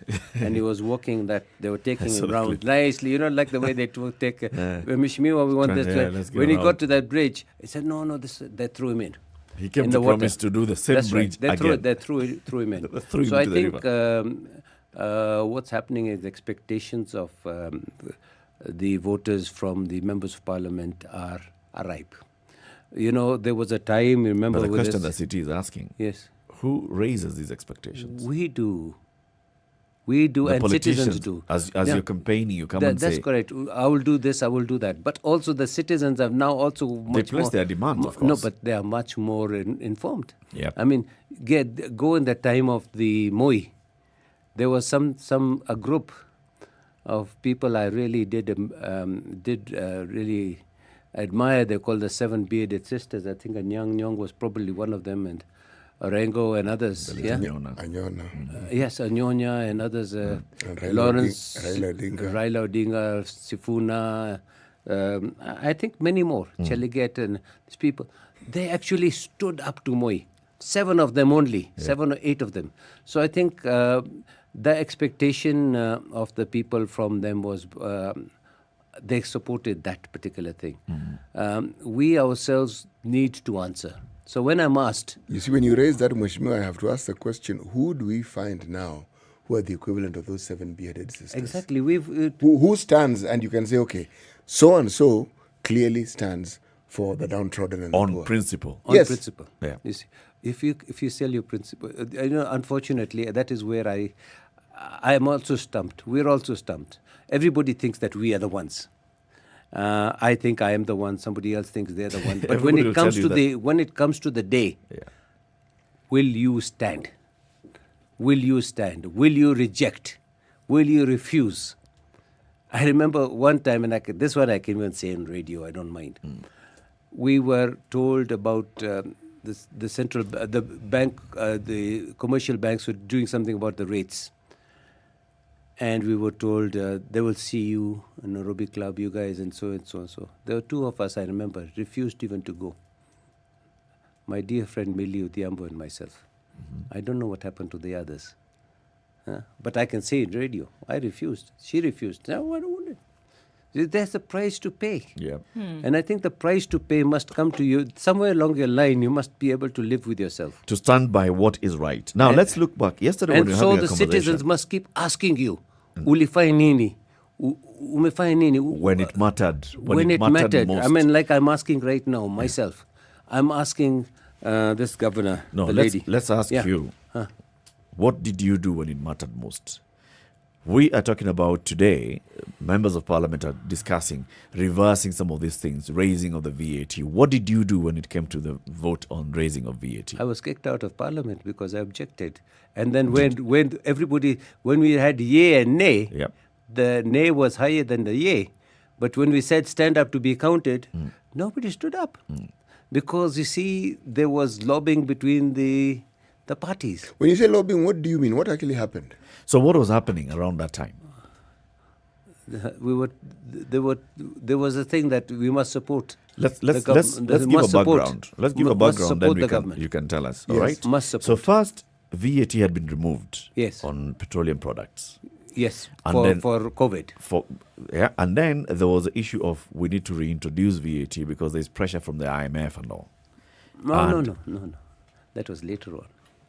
You see, the thing is, a country's sovereignty depends on many things. Yes. One of them depends on your taxation regime.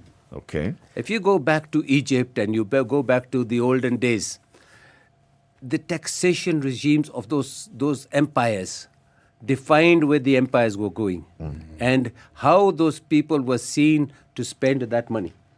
For argument's sake, when you're talking about the Pharaoh, when Moses, they were building the granaries.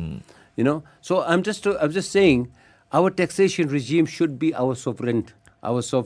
Okay. We should not be told whatever by the World Bank. Whatever pressure was bearing on us, there was pressure to reintroduce VAT on petroleum products. Now let's take a break. When you come back, tell us Give us that journey of what was happening in Parliament. How did we see VAT removed and then VAT come back, albeit at only 8% instead of 16%? And then, who were the main players behind this and who was voting for what position? And will tell us how you particularly, as a MP for Kisumu East, voted. Shakil Shabir is a member of Parliament for Kisumu East constituency. He is a member of the Parliamentary Committee on Finance and Planning. He is in the Situation Room today. We are asking about Parliament and the role of representation. Are they playing it well? Do they understand it? It's 7:30. Time for a break. We'll be back shortly. This is the Situation Room, the only way to start your day. Spice up your life. Halo, umesikia? Nimesikia nini? Hujasikia habari? Hebu acha nikuambie. Kile kimetokea. Hello? Hello? Hello? Don't wait for hearsay. Dial star 550 star 2 hash to read the Nairobian e-paper from the convenience of your mobile phone for only 20 shillings from your telecom line and stay up to date. The hottest talk of town with no additional charges. Classic soul, R&B, smooth jazz, neo soul, and nostalgic ballad. We'll see lows of 13 today and highs of 24. Mostly sunny in Nakuru at 14, highs of 24 and lows of 13. Nyeri light rain at 14, highs of 23. We'll see lows of 14 as well. And in Eldoret, it's sunny at 13. Highs of 24 will come down to lows of 12. Kisumu is mostly cloudy at 19. We'll go highs of 29. And Kakamega cloudy at 19 as well. Highs of 29 and lows of 16. We're looking at partly sunny conditions in Mombasa, light rain in some parts at 26, highs of 30 and lows of 23.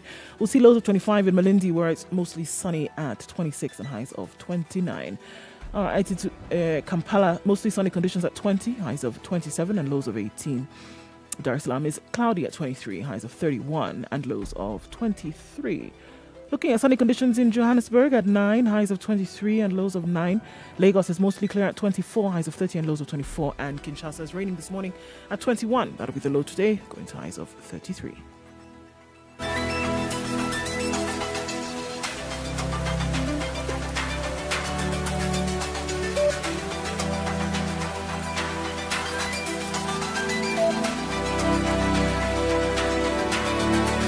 Voila, there's the traffic on Mombasa Road this morning, now heavy.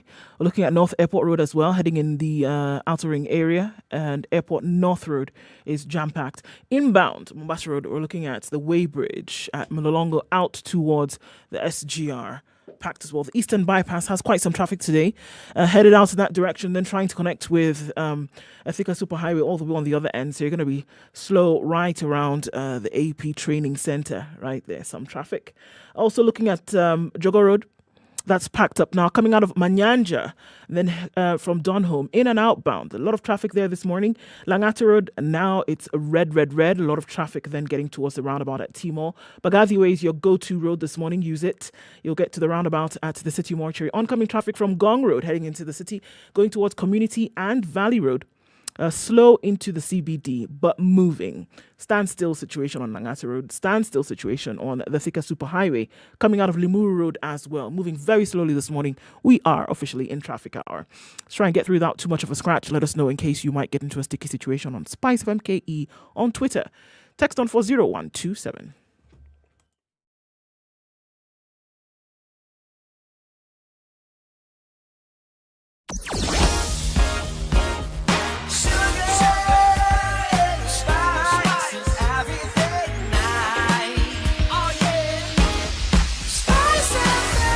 Spice up your life. Mature, intelligent talk every morning. Spice up yourself.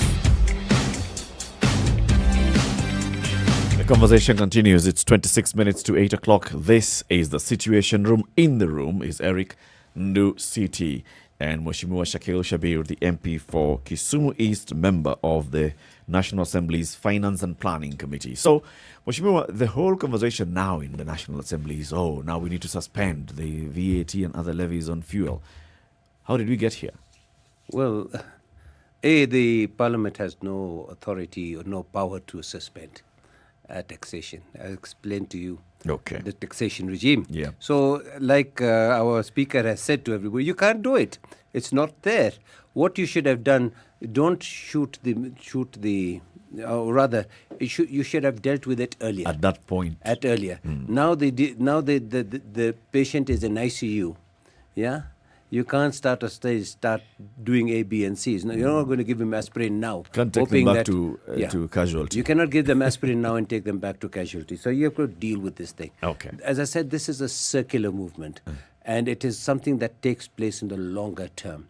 Now, what we can do now is to start working on that budget cycle for 2020, 21, 22. Basically what you are talking about, and saying that, listen to me, and 2022, 23, in what way are we going to try and go back on this issue of taxation? The question on taxation is also somewhere where that's also a colonial aspect to it. You see many countries have VAT, value added, call it sales tax, call it whatever. But they design it in such a way that it fits into their plans. What does with ours is we fit into how much money we can raise immediately. We had something very well, it used to be something nice. Was it called the Petroleum Levy Fund or whatever it was? That money would go to, when I was the mayor, we would be split to us and then we could utilize it to repair roads, etc. All that was put together, put into Kera, put into this, put into that, so that there is no, if you have 1 million shillings in 100 batches, 100,000, it's easy to control, or even 1,000. But if you have 1 million shillings, only one guy is handling it and accounting to others, it's very difficult. You see, so what we wanted to do is decentralize some of these things. And also the taxation. There are what is called local taxation, what is called domestic tax, county taxation, etc. So there has to be a major revival, major look at our taxation regimes. Every country's gone through that. Europe went through, Britain went through it. But I just want us to focus on a specific action that brought back VAT to fuel. Because that is where the National Assembly now sits back and it's appearing as if it was not even aware that there is an 8% VAT on fuel. Yet this was discussed and debated in the House. Yes.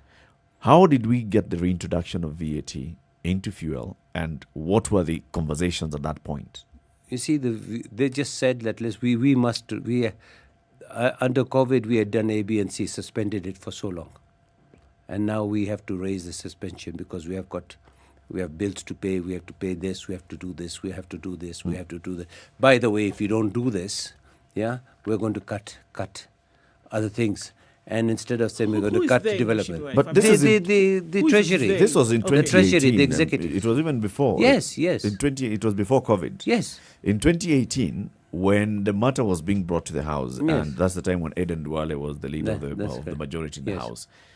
Is that the time when you were kicked out for this, or was it a different time? No, 18 and 20 and 19. Around about the December period, for some reason, they don't like me. When you're having these conversations, VAT is going to be reintroduced, and we're saying, let's bring it back at 8%.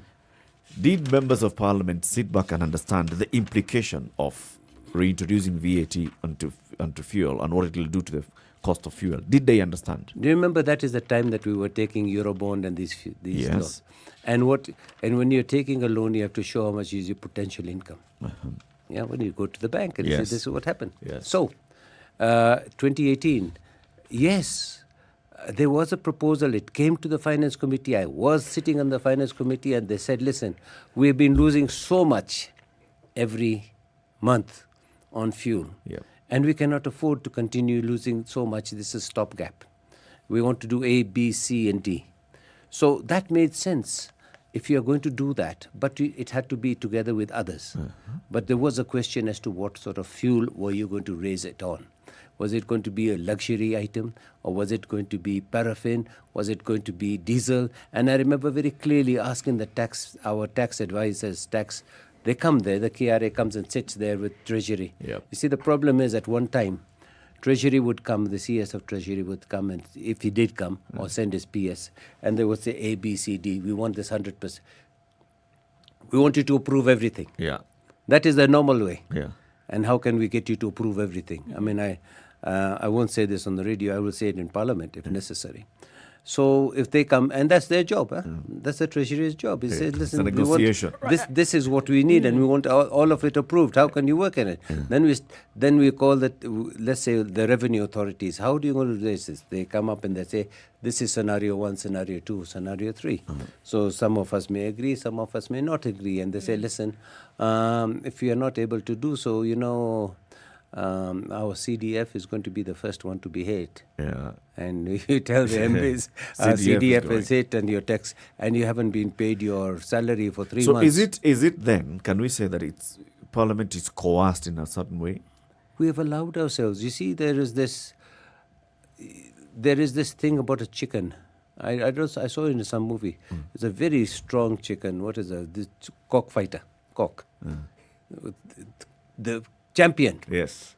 And there's this guy who sits there and it takes money in rolls and puts it on his neck. And the thing can't get up. And that's what it is. So are you saying, because you've used this word several times now, Mweshima, allowed. So Parliament, members of Parliament have allowed themselves to be coerced to behave in a certain way. They have right? Yes. We have been forced.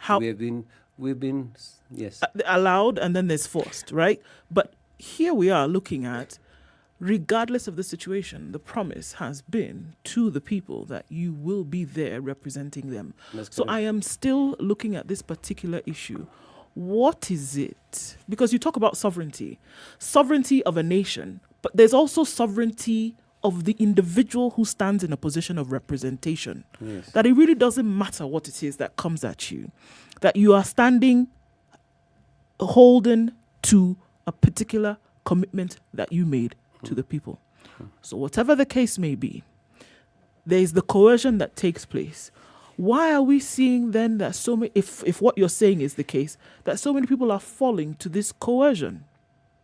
You see, the representation seems to be thrown out the window. Well, the hand has 5 fingers. If one of the fingers is hurt, the whole hand is hurt, whole body is hurt. Let's put it this way. None of us are angels. None of us. I'm not an angel, nor is anybody else. We're all born with that thing. It is our upbringing and our way that we will deal with a particular aspect that is going to define your role in position of power or wherever you are. Yes. So if you're taken hostage by a situation, you must decide how you're going to act. Where is it that you're going to draw the line? I'm sorry, beyond this, I'm not going. Pende ou se pende. There's a French writer by the name of Émile Balzac. And there's something he said which I find very instructive in that situation. Traitors betray themselves. Yes, right. You see, when you say that there's a threat from the executive regarding CDF, can they actually remove CDF? They can. It's not the removal of CDF. And I look at this lady. They'll delay disbursement. It's delayed disbursement. And yes. Yes. You see, but they can't remove it. But you see, the question is delayed disbursement defines, your CDF defines where you are right now. But delayed disbursement, if we delay it, you cannot do A, B, and C. I understand it. But the assertion here seems to be that Parliament is actually absolutely helpless. And I'm saying, no. Parliament can also hold the executive hostage because the executive knows that there are things that they cannot do. Yes, right. Without the approval. Yes, they know this. This is why. So what I'm actually asking is this supposed helplessness that members of Parliament keep presenting us with, that they are helpless.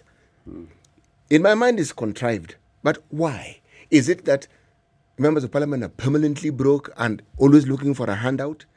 Is it that they have this great need to support whoever it is brought them into Parliament? Yes. Is it that they have no moral standing or no backbone? What is it? It's so easy to be coerced, and the very thing that you're supposed to be in Parliament doing that you're not able to do because somebody has threatened to do something which by law they cannot actually do. And then because of that, we then see what looks like, a lily-livered attempt at representation, and it doesn't happen. And it gets to the point, I must be honest, Mweshima, that people are constantly looking at everybody at this point and saying, everything. Why is it so then easy for you to fall to this Yes. coercion? Yes. How is it so and easy? then when you ask the question, you know what we're told? You know, you people are electors. We represent you. Yes. So, and we're saying, okay. That's the level at which we're discussing this matter. We went to China to ask about the corruption and the levels, and also representation and how people represent their people. One story was told that we built the Great Wall of China. And in the first 10 years of completion of the Great Wall of China, we were invaded something like 6 times. Then we realized it wasn't the wall that we needed to build, but the character, because we had the gates. If we build the wall, they can't jump over, but the gates can be opened by the gatekeepers for a little bit of money. So there is a situation here. Are we as the gatekeepers opening the gates and allowing in? So there's a question of our integrity. There's a question of our ethics. The question of basis on what? Who is questioning me? Who is questioning me? When I go back to my constituency, do people say we're going to throw you in the bin?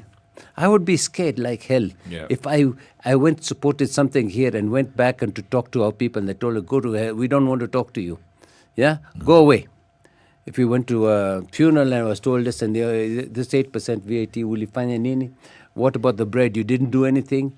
We don't want to talk to you. We're going to throw you out. We would be lined up very well. The problem, unfortunately, is that, and I think what it is, the executive, is taken Parliament for hostage. Moi took Parliament for hostage, but there were a few people who fought out. Yes. We are now looking for those people who can fight out, and we are also looking for, personally, I think the president should dissolve Parliament. That's the best solution at this moment in time. Dissolve Parliament. All of you go home. Yes, we all go home. We all go home, and then bring a caretaker government. Bring in Raila Amolo Odinga, bring in Ruto, bring in everybody for 9 months. So let's have not this political thing. Let's all go home. I said that in another radio station, and I was really castigated by my brothers. And I'm ready to say it again. Let us all go home. Well, you're what if you dissolve Parliament? You're going home in less than a year, Mheshimiwa. Yes. But you see, the point is, even if you go home today and you go home in August, if you behave the way you've been behaving, you will go home anyway. That's right. Some of your constituents are also tweeting, and I think maybe you can respond to some of them. Christine Dimba says, I come from Kisumu East. I have never seen or heard of him since he took charge. We need fresh minds and serious leaders in Kisumu East. Maybe Joe she's not says, I in Kisumu come East. from Kajulu, a very rich geographic location, and we are doing our best to make ends meet. However, observably, there is very limited economic growth and development. We are depressed. That particular part of that county, most of that land has been sold by the natives of that land because it's become part of the city. Yes. So if somebody and I'm using the word native here to mean somebody who originally came from there, many of them are staring at poverty because you sell your land, you get the money, what do you do with it? Nothing. Actually, I want to say in Kajulu, is the only other part of this country until recently that had a cement road other than Bagati. Okay, not all the way, but I was doing 1 kilometer at a time. So I don't know which Kajulu that gentleman is staying in, but there's a cement road that goes, and the first time they brought power there in 2008, they'd never seen light. So these are things that, of course, I'm not saying I did it, but we're saying, yes, the development is coming.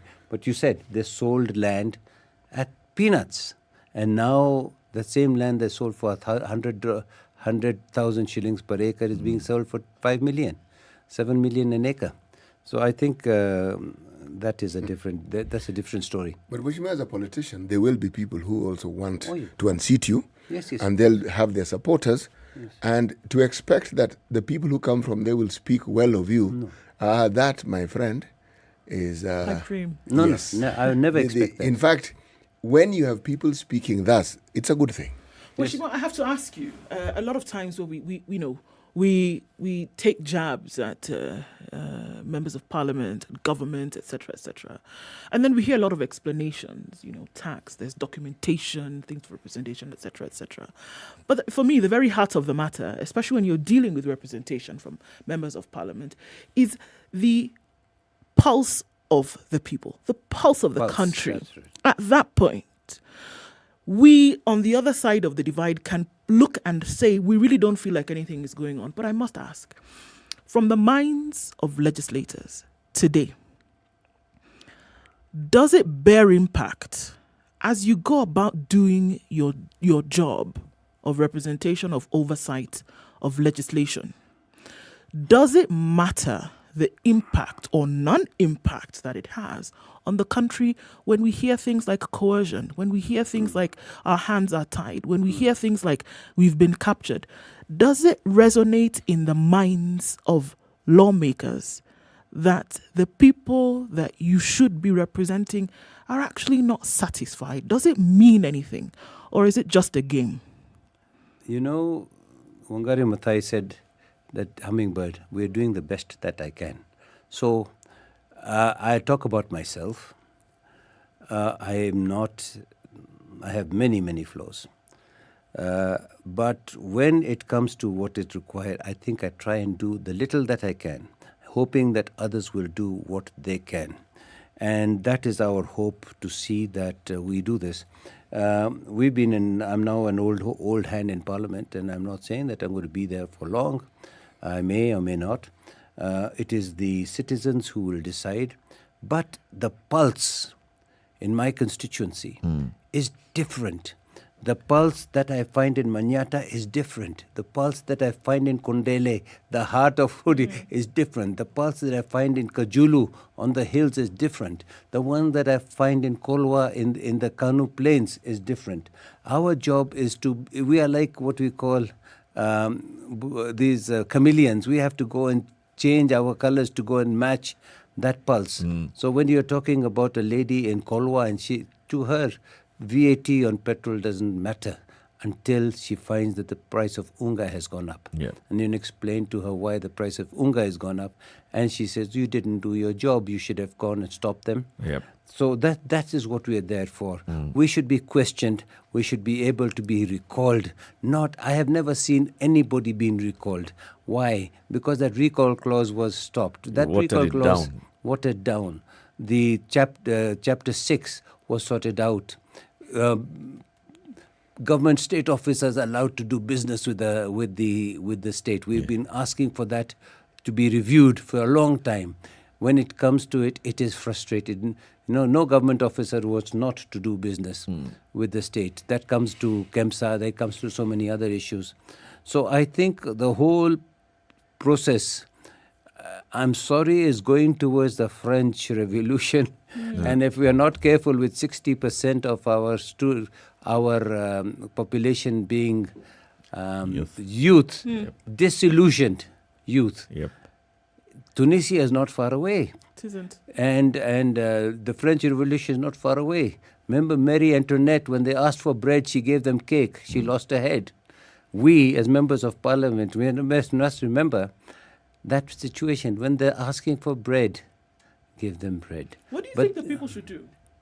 Honestly, in the situation which you also are not happy, and I'm sure that there are others that you can pick and say, I'm not happy with the situation. What we should have done as representing the people, we've not been able to.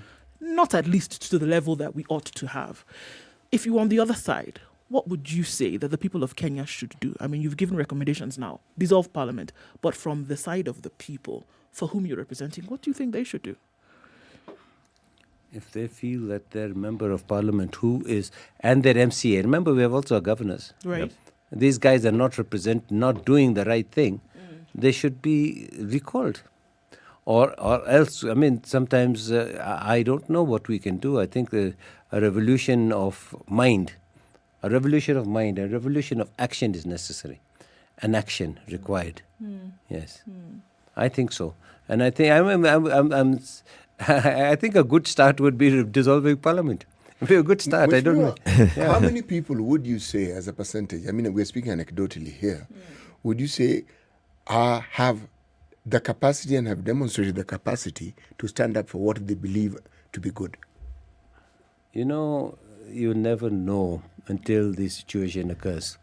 And then we see who actually stands up. You never know who's going to stand up at that time. And how are you going to be shouted down and whatever. But there are people who stand up. There are. It would be presumptuous of me to start naming A, B, and C. Yes. Yes? That's why I asked for a percentage. Yeah. A number. Even if you're at 10%, it's a big thing. Even What if do you're you at say? 10%. I mean, you are chair of the parliamentary, Africa parliamentary parliamentarians against corruption. Yes. And also you are an experienced member of this National Assembly. If you just look at the members of the National Assembly today, without naming names, would you say we have 10, 15, 20, 30, about 20, 40, 25. just about 25 who you say would stand their ground, are Yes. there representing their people 25, on 30 principle? at least. And 70%, who do they listen to? This 70% that you can say is not among the 30%. Who influences them, or what influences them? The whips, so political parties, the lobbying, and other issues. And lobbying here is... you see here, just the other day, our whole Speaker of the National Assembly, a person I respect tremendously, and somebody who I think has been a great man in this, he's being frustrated by the KRA because of the fact that he wants to stand to be the president. Now, question really is, why is the KRA now? Was it something that it was an... Does KRA have grounds? Yes, anyway? should it have grounds? And then why don't you come and say these things? So I think that's where we come from. That's where we come from. As we conclude the conversation today, Mheshimiwa, yesterday the Committee on Public Investments released its report on KEMSA, where they're recommending, investigations on the suspended management, investigations on 2 board members, among others. Do you feel that this report contains substance that can move the country forward? We're investigating the tick on the tail of the elephant. Say that again. That's a good one. We are investigating the tick on the tail of the elephant. The elephant has left the room. Now you've taken the tick and you're cutting it up into pieces. Kempi Gaturi and others. Yes, of course they are there. They must have been part and parcel of the process. But they're not the only ones. But ones. who are the actual butchers? Who are the actual people who took this thing? Why don't we say? Everybody in Kenya knows. Nobody doesn't know. Even a lady in, I mean, here it is. We've got these masks that are now, we're getting at 5 shillings, which we were buying at 500, 800 shillings. Yep. The situation is that these commissions, PSC, PII, what holds them back? What holds them back? Yep. By saying A, B, and C. It will come out in its long term. What happened to those COVID millionaires? What happened to the Anglo leasing millionaires? Right. I mean, the other day I was looking at Davy Okoech, who was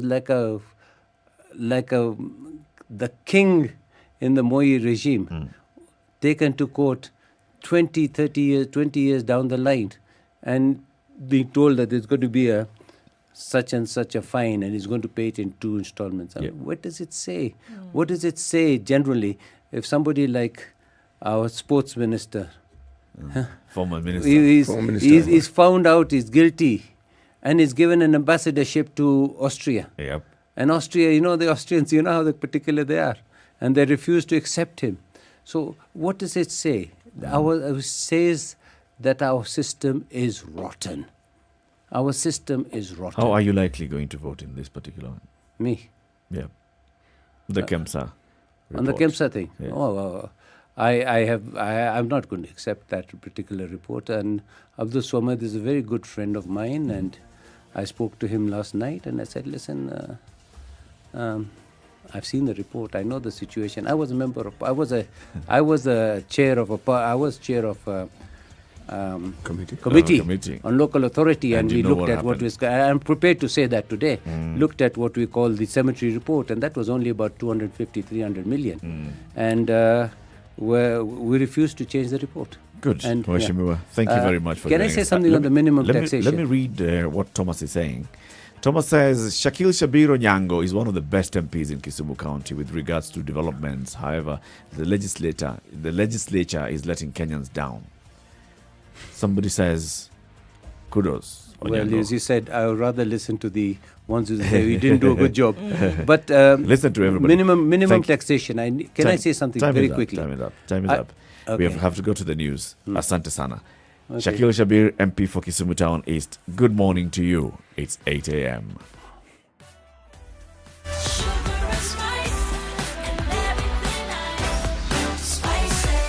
Spice up your life. The latest news from around the world. 94.4 Spice FM.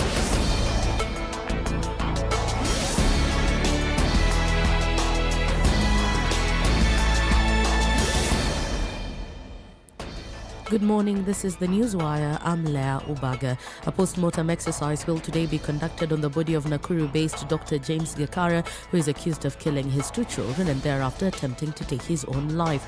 Gakara died yesterday morning at the Nakuru Level 5 hospital, where he was admitted in ICU. According to family spokesperson Barton Joroge, preliminary tests revealed that he had diabetes. Tulikuwa nafuatilia na hata waliweza kushughulika, hata madawa zingine zikakosa within Nakuru za kumsaidia, na tulitumana Nairobi na zikaweza kufika. Walikuwa na dili habari ya ugonjwa wa sukari ilikuwa imeshuka sana, na kule kupandishwa kwa sukari ikakuwa limeleta shida kwa mwili wake. Gakara's family has, however, questioned allegations that he was responsible for the killings of his children. According to Roslyn Odhiambo, Winnie Gakara's sister, who is the widow of the doctor, there are many issues that need to be investigated.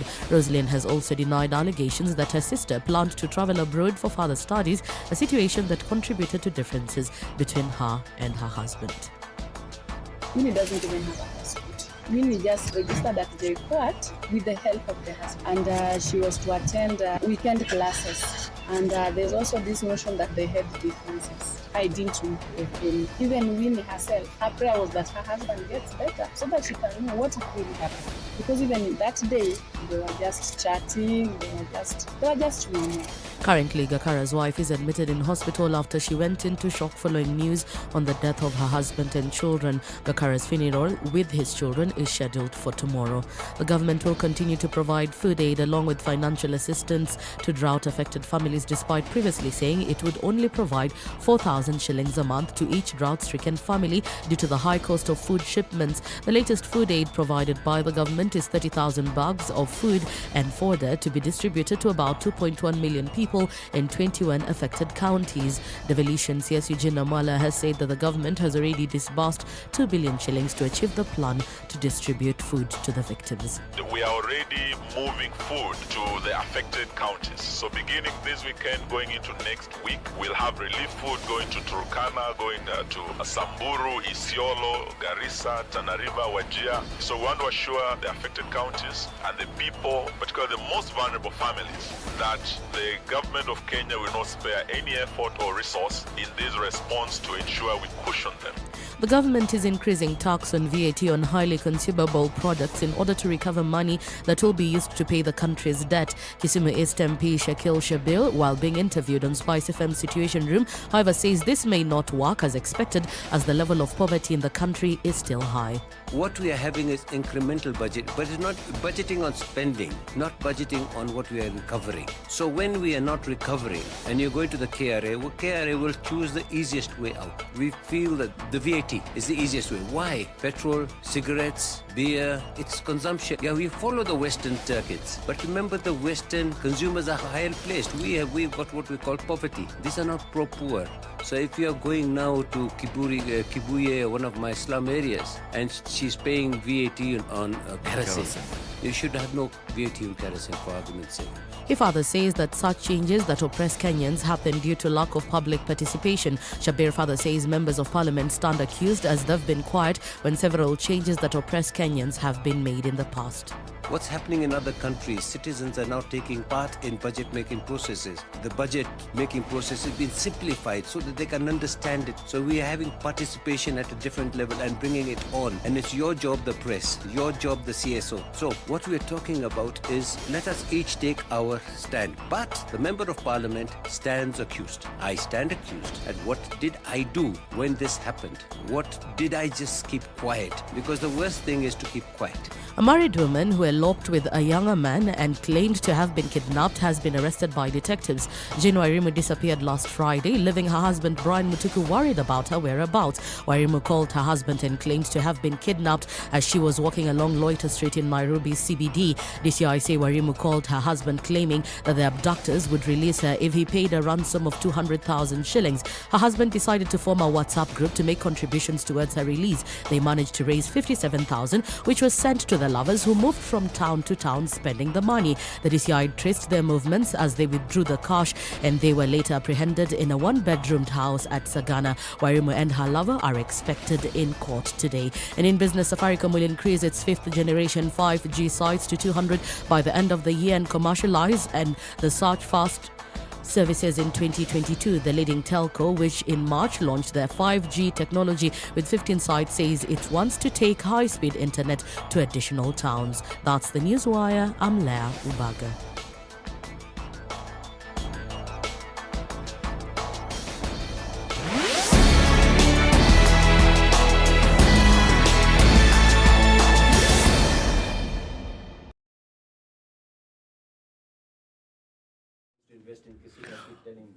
All right, that situation on Mombasa Road does not look good at all the way from the turn of Sio Kimau just past the weighbridge. It is jam-packed, and this is all the way until the SGR.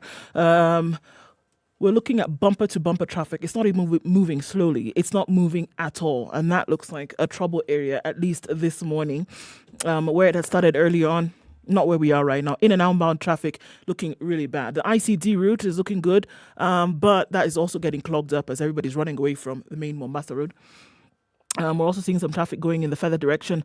And then coming out at Manyanja Outer Ring, jam-packed today as well, at least this part of the morning. Langata Road, where it was looking clear before, now is packed as well. Bagavi Way, taking you out of the city, rather out into the city, packed as well. All right, Uhuru Highway then, from the Nyeri Stadium roundabout out towards Haile Selassie, through to town, into Westlands, and outbound as well. Where it slept, it has now woken up in terms of traffic, and in the middle of traffic hour, let's see what it looks like in a short while, guys. But it looks like traffic has woken up late, so it's going to do its thing for some time. SpiceFM KE on Twitter, that's how you can get in touch just in case, and text on 40127.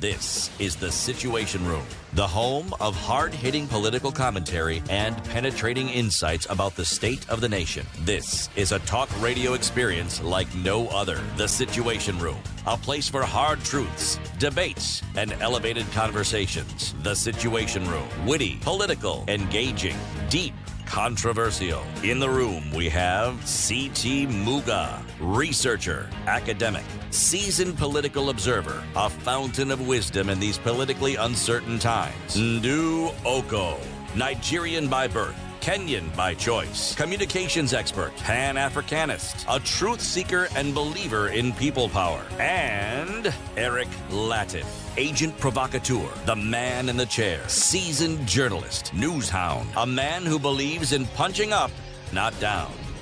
This is The Situation Room, the only way to start it's 8 your minutes day. after 8. Good morning, and how are you doing? Welcome to the third hour of Kenya's biggest conversation. Happy Thursday, wherever you are around the world or around the country. Also, those who are joining us now on KTN Home, you'll be with us for the next 1 hour. Today, we have a Bukusu proverb. Yes. Namunyu, Kabolela, Libale, Wahasila, Waulile.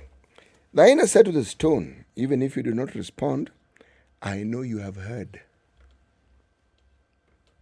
I wonder what the hyena was telling the stone. What had the hyena told the stone? What had the hyena told the stone in the first place? And then the stone ignored and said, I know you heard what I've said. Actually, it is significant that you raise the question, because the same question that you would ask if we consider ourselves to be the hyena and the stone we're talking to is Parliament. Okay? These ones don't hear. What do they hear apart from their own voices? This particular stone, you talk, it does not hear. Yeah. Even if it hears, it still doesn't hear. Yes. Kick it, roll it over, wash it with water. This stone. And when it responds, it tells you it's your fault that I'm the way I am. Because you're the one who elected me and I represent you. That is the response. It will blame water, it will blame everything, the shape they have taken is because of many years. The wind, water, the wind, into this shape. blah, blah, yes, all those things. It will never say it has played a part. Every once in a while, you come across one of the members of Parliament who actually say, I belong to the group of people who are at fault. Yes. I, myself, am at fault. And there are people like me we are at fault. And this is where we lost it, and this is what we've been doing. Yes. It's refreshing to hear members of Parliament when they say that. When somebody, just says, here I take personal responsibility for what has happened. But you see also, at the same time, when you take personal responsibility outside the chambers of the House, and then you're not even able to come out and say, keep reminding people, as every time you stand up and have the conversation, keep reminding people, remember the whole debacle we had when we were voting for the VAT? It's about to bite. It's about to bite. It's going to bite.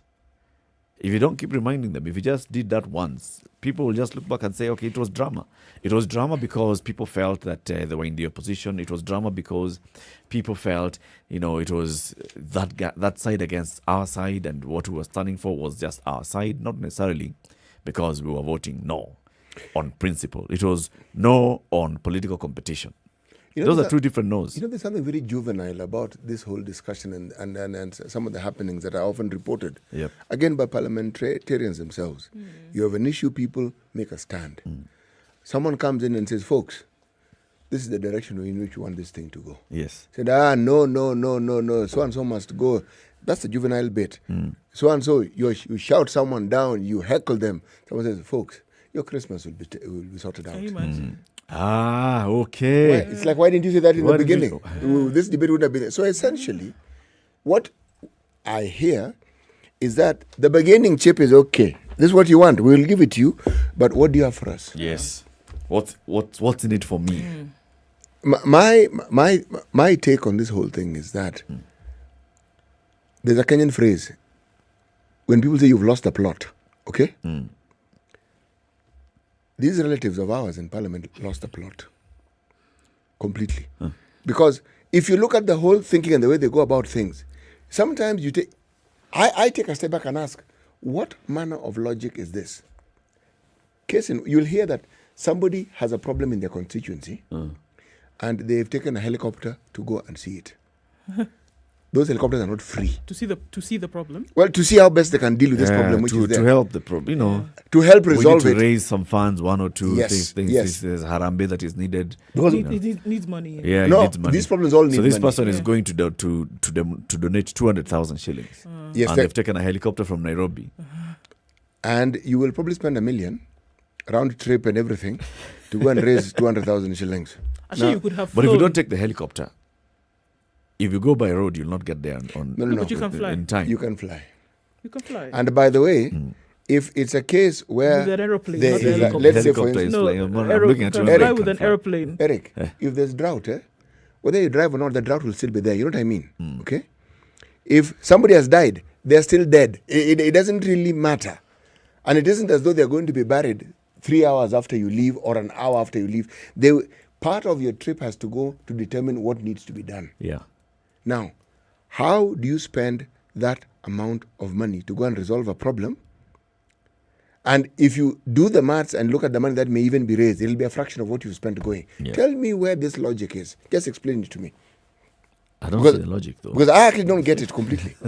Now, that's what I'm saying. These relatives of ours, they lost the plot. They lost the plot Well, completely. I'm going to take you back a couple of steps because for me, in order to lose something... You had it in the first place.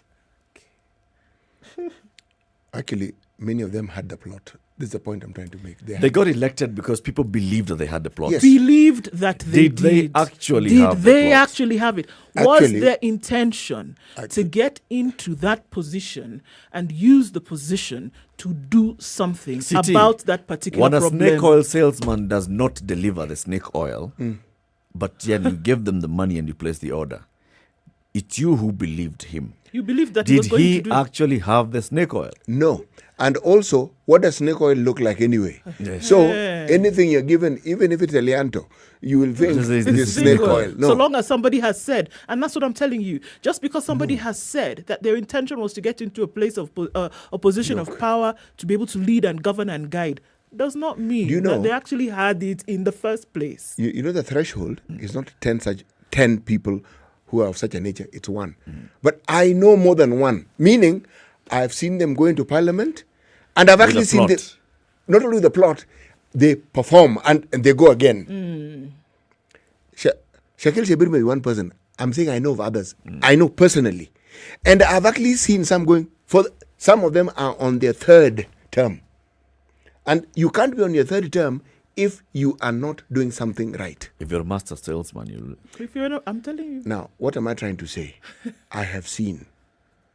Now, there are many others I have also seen who are not just snake oil representatives and salespeople. They even sell crocodile tears. Okay? Yes. So, on the one hand, they'll sell the oil, and on the other hand, they'll cry with you.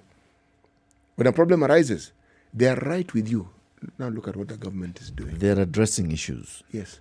Huh? You know, there's a story on page 24, the business pages of the Standard today. As we're waiting for the Senator for Narok, Ledama Olekina, to join us and tell us why they want to censure 2 cabinet secretaries, let's just look at this one. MPs reject the Treasury's plan for new fund to repay costly loans. So, the National Treasury, remember that whole conversation we had here with Farama Ali, and he was telling us the National Treasury can introduce laws through taxation or subsidiary legislation. So what they had done, the Committee on Delegated Legislation has asked the National Assembly to reject the proposed law for contravening certain constitutional requirements, including public participation. The National Treasury had come up with a special fund that was supposed to help the government repay expensive loans. Do you understand what I'm saying? You don't. The Public Finance Management, in brackets, Sinking Fund Guidelines 2021 were to allow, the National Treasury wanted to use this fund to reduce its debt repayment burden, which has been getting heavier, with most of the taxes going to service loans. In the first 2 months of the current financial year that ends in June next year, for every 100 shillings that the KRA has been collecting, 65 has been used to pay both domestic and foreign debt. Every 100 bob, 65 is going to repay debt. The taxman collected 247.1 billion shillings in taxes. The Treasury used 162 billion shillings to service debts. The fund would have been used for amortization of liabilities, debt restructuring, and redeeming of maturing government loans. This fund, which was supposed to be appropriated by Parliament, was also supposed to build up resources for meeting maturities of loans and securities used in the domestic and international debt markets. It was also supposed to correct any mispricing along the yield curve, a graph that depicts how the yields on debt instruments vary as a function of the years remaining to maturity. It's a proxy for investor sentiment on the direction of the economy. So this was a sinking fund that the National Treasury wanted to have. So they used this to stabilize how much money that they're paying in terms of loans. The National Treasury Committee on Delegated Legislation, led by TRT MP William Kamket, said, you know, one thing, we have not seen that there was sufficient public participation on this. When the Treasury is coming up with this regulation and they want to implement it, they ought to have gone to the stakeholders and sought their input. We don't see that they have done that. We also don't feel that we have been sufficiently sensitized on this particular bill. So, without consulting the public, we are not allowing the National Treasury to set up this bill. So you see, it's possible. Mm-hmm. It's possible for MPs to basically say, no. Hold it right there. Hold. Explain again. What do you want? No. Or explain again. What do you want? Yes. You'll find that this recommendation has a lot of input from what Shakil Shabir told us, the Parliamentary Budget Office, which is technical experts who sit and look at the budget and they look at matters, finance and economy of the country, and they advise Parliament. It's a powerful institution, this Parliament that we have, unlike previous parliaments. This one is powerful. It has power to say yes, it has power to say no.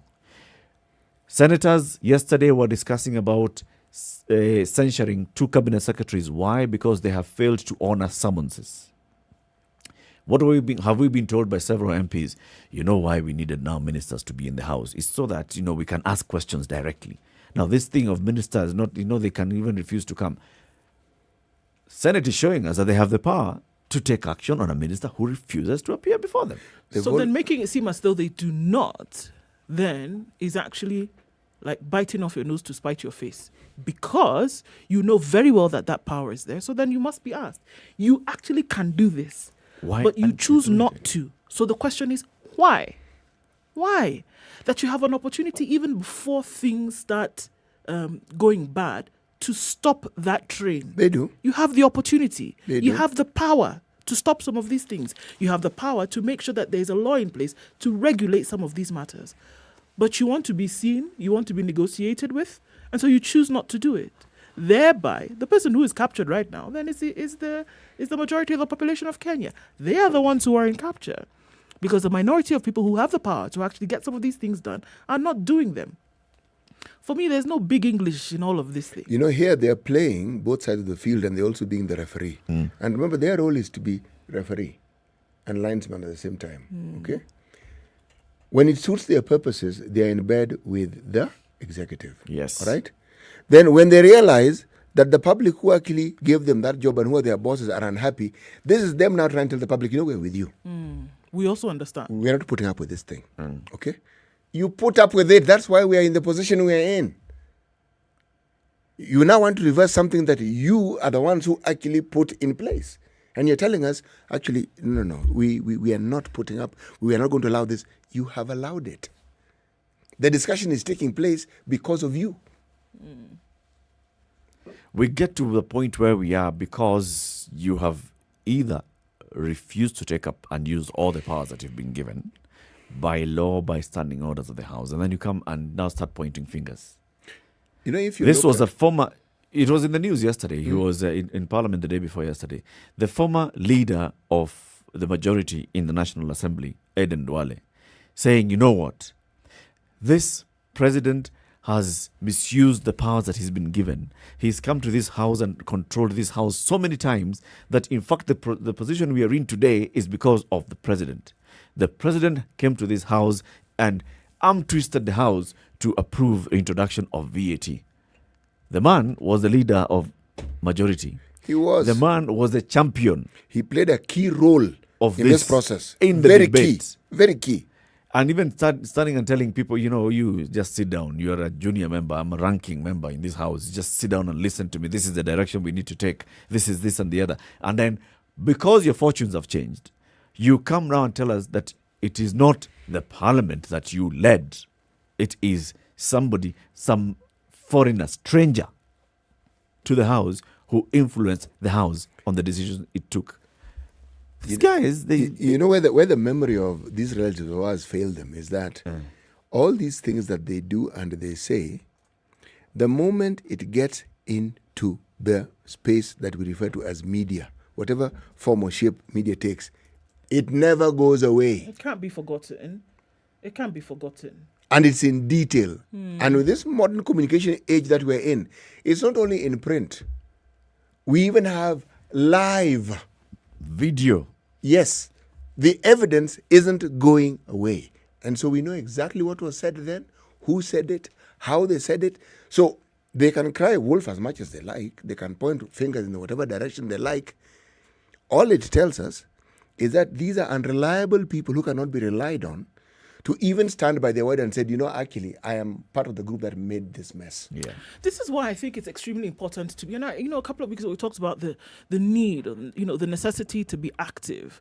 And active doesn't necessarily mean running around in the street, but active, understanding what is supposed to be going on here.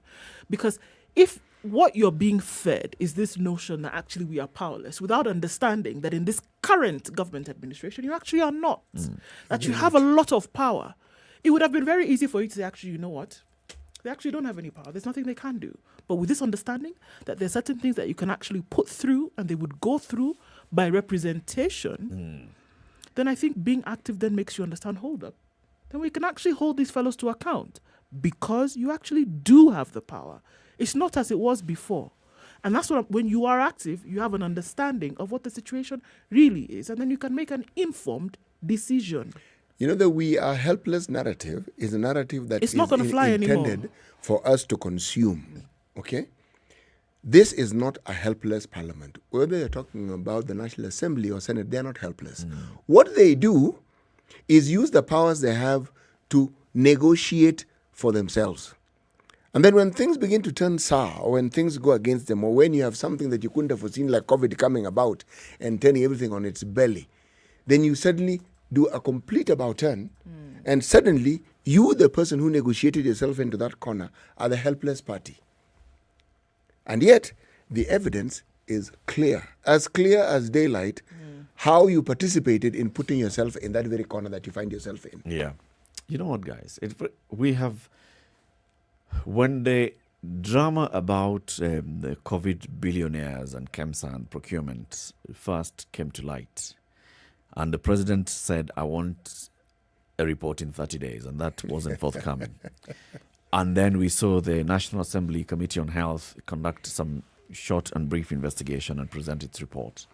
And then we saw the Public Investments Committee of the National Assembly saying we are commencing an investigation. We saw the Health Committee of the Senate also saying we are commencing an investigation. What did we say in this house? In this room, we said, we hope that at the end of this whole long process, we are not going to see some sanitization of the scandal. We are actually going to see identification of these COVID billionaires. Who is it from within KEMSA, from within the Ministry of Health, from outside in the private sector, interfered with the procurement process or played games with the procurement process? Who are these private sector players who have been playing these games and turning Afya House into Mafia House and benefiting from this so that they can be blacklisted to not enjoy any business with government in the future? Whoever we they were are, hoping that this is the kind of report that we'll be getting, right? That it comes and says, this is what we have established. This is what happened at KEMSA. Definitive. Come and tell us, first of all, we've established maybe there was nothing untoward that took place.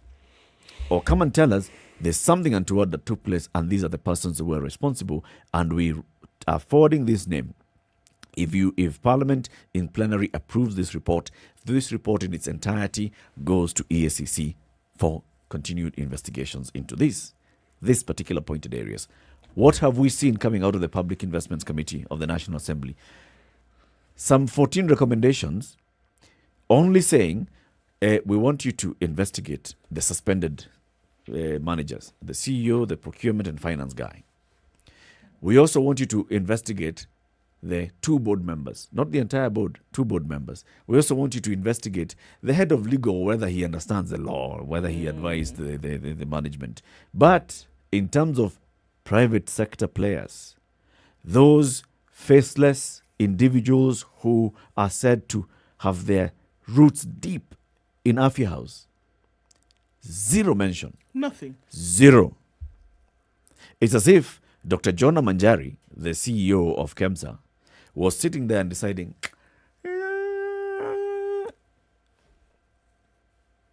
that's not what if you're Jonah saying Manjari we need was to doing. investigate Dr. Jonah Manjari, so who from the other side was playing? How many members of parliament were mentioned outside casually Yes. of involvement in KEMSA procurement? How many political players? How many political players were mentioned? How many are in this report? Zero. And you tell me that we have a National Assembly, a committee that sat for over a year investigating KEMSA, and the report that they have come up with. Let me just read the recommendations before we take a break and wait for Senator Eldama Olekina. Recommendation number 1, that they form a multi-agency task force, okay? Comprising the Auditor General, the Attorney General, the Public Procurement Regulatory Authority, the National Treasury, and the Ministry of Health to look into the whole procurement process of the supplies that were brought in KEMSA. Then, if you find that there's anyone who procured and they went over the market price, they refund. In 30 days. Task force. Recommendation number 2, investigate KEMSA board on the role it played during the procurement of COVID-related items. Investigation number 3, EACC should investigate the alleged interference of Senator Kembe Getora and Joel Onsare, who are all board members, on the award of some tenders to some committees. Recommendation number 4, investigate the suspended CEO on what he did in signing commitment letters, an instrument that's not recognized in law, ignoring advice of KEMSA directors. Investigation number 5, investigate the suspended director of procurement, and then also investigate the finance and strategy director. Those are the recommendations. And then they say, okay, I think we should review some law here, we should review some law there. That is the recommendation that we have for Finance and the Planning Committee of the National Assembly to review some laws.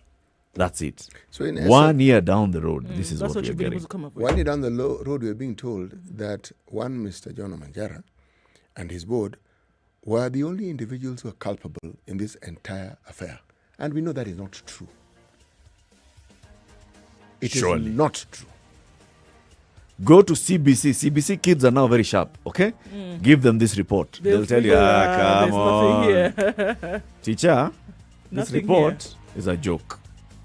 CBC children will tell you that. And we have a National Assembly that's now expected to vote on this report and tell us, oh yes, yes, no. Let's just take a break, City. Let's take a break. Right? Senator Ledamo Olekina is in the room. He'll be joining us after this short break. We are broadcasting on SpiceFM, KTN Home, and online. A very good morning to you. No, you know, this wheelbarrow, how can you give people wheelbarrow?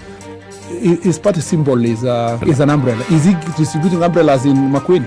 Have you been told if we don't lock between 10 to 4, this is what we're saving? You try and call them, the same person who was in your house every day, because they know you are influential and you will give them votes.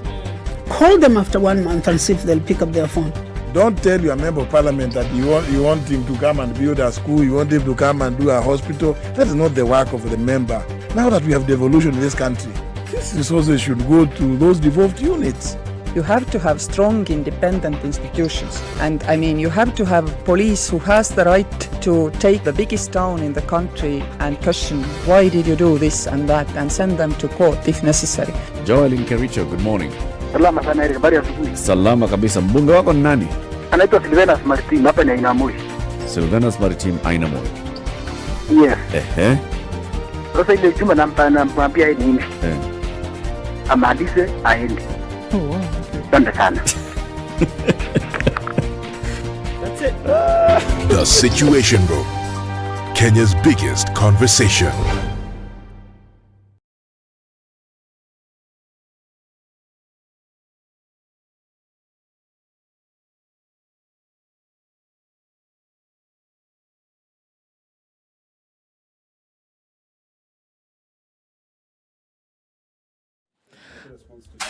All right, so we're still looking at cloudy conditions in Nairobi this morning, going to highs of 24 and lows of 13. Nakuru is sunny at 16, highs of 24. We'll see lows of 13. 14 will be the low in Nyeri, where it still continues to rain at 14, highs of 23. And in Eldoret, mostly sunny conditions, highs of 24 today and lows of 12.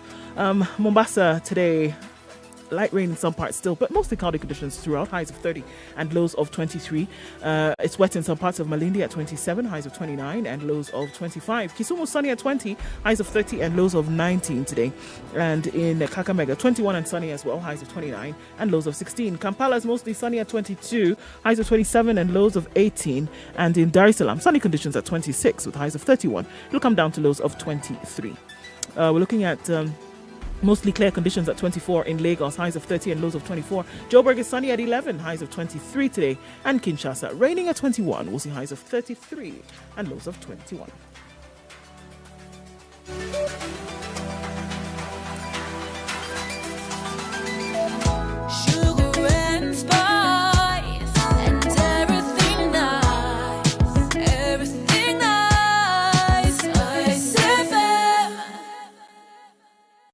Inbound on Mombasa Road, it still continues this morning. And also looking at that outer ring area, total mess, guys, gridlock there. The southern bypass that's spilling over onto Langata Road is actually quite packed as well.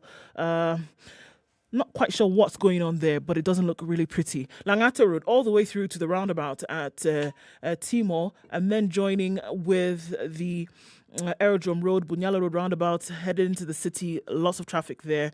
The longer route is probably the better route today. Thika Superhighway continues. It's thinning out, though, as you get past Survey out towards the Pangani underpass. Coming off of Limuru Road, it's quite thick and heavy as well. So traffic continues just about 8:30. We'll look at what it looks like at about 9, but should it get better soon? SpiceFM KE on Twitter, just in case. Let us know what you see. Text as well on 40127.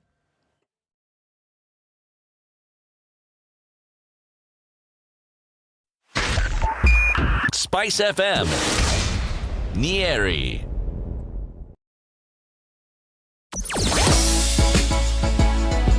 Sugar and spice and everything nice.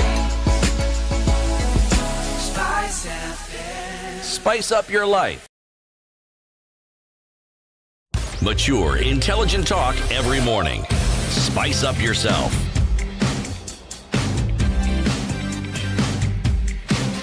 It's 25 minutes to 9 o'clock. Kenya's biggest conversation. It continues. In the Situation Room is Eric Latif Nduoko CT Muga. And we're now joined by Narok Senator Ledama Olekina. Erosopa. Subole. Karibu sana into the Situation. Thank you very much. Good to have you again. It's been a minute. Yes, yes. Your hair keeps growing. It does. Love it. So what happened to this whole drama of, dressing? It's not drama. Regalia? It's not drama. It's being grilled. Right. Yeah. It's just a bit chilly. And we're getting older. Yeah. So sometimes you have to protect. It's not only Muga who's getting older. All of us are getting older. So you've got to protect your chest. Right. Particularly now during this season. Cold season. Yeah. Look forward to having you in the show. Thank you. Wearing that a little bit. No, anytime. Let the weather today it's been really cloudy and it's raining. So it actually is cold. Good. It's very cold. It is. Yeah. It is. That explains why your chairman always wears a sweater inside. So I used to ask him why. Now I know. It's about age. Yes. The Senate has been quite busy. Very busy. This week. Yes. Always busy. This week particularly. Yes. Very busy talking about the issues that are pertinent to Kenyans. The rising cost of living as a result of the rising fuel prices. And then the Senate had this matter discussed, asked the Speaker to allow that the Senate summons 2 cabinet secretaries, among other public servants. They did not show up. Yesterday we saw that now your minority leader is moving a motion for censure of 2 cabinet secretaries. What is a censure motion before we even get into the how-abouts? Well, a censure motion is a show of disapproval of the work of that cabinet secretary. Cabinet secretaries are supposed to subscribe to the code of the Convention of Accountability. You are appointed there. In the previous government, when we had the system, the mixed system where we had cabinet secretaries sitting in parliament, they were more accountable because they were elected leaders. So now, when you become a cabinet secretary, you're supposed to be implementing the laws. And if you violate them, then you must be scolded for that.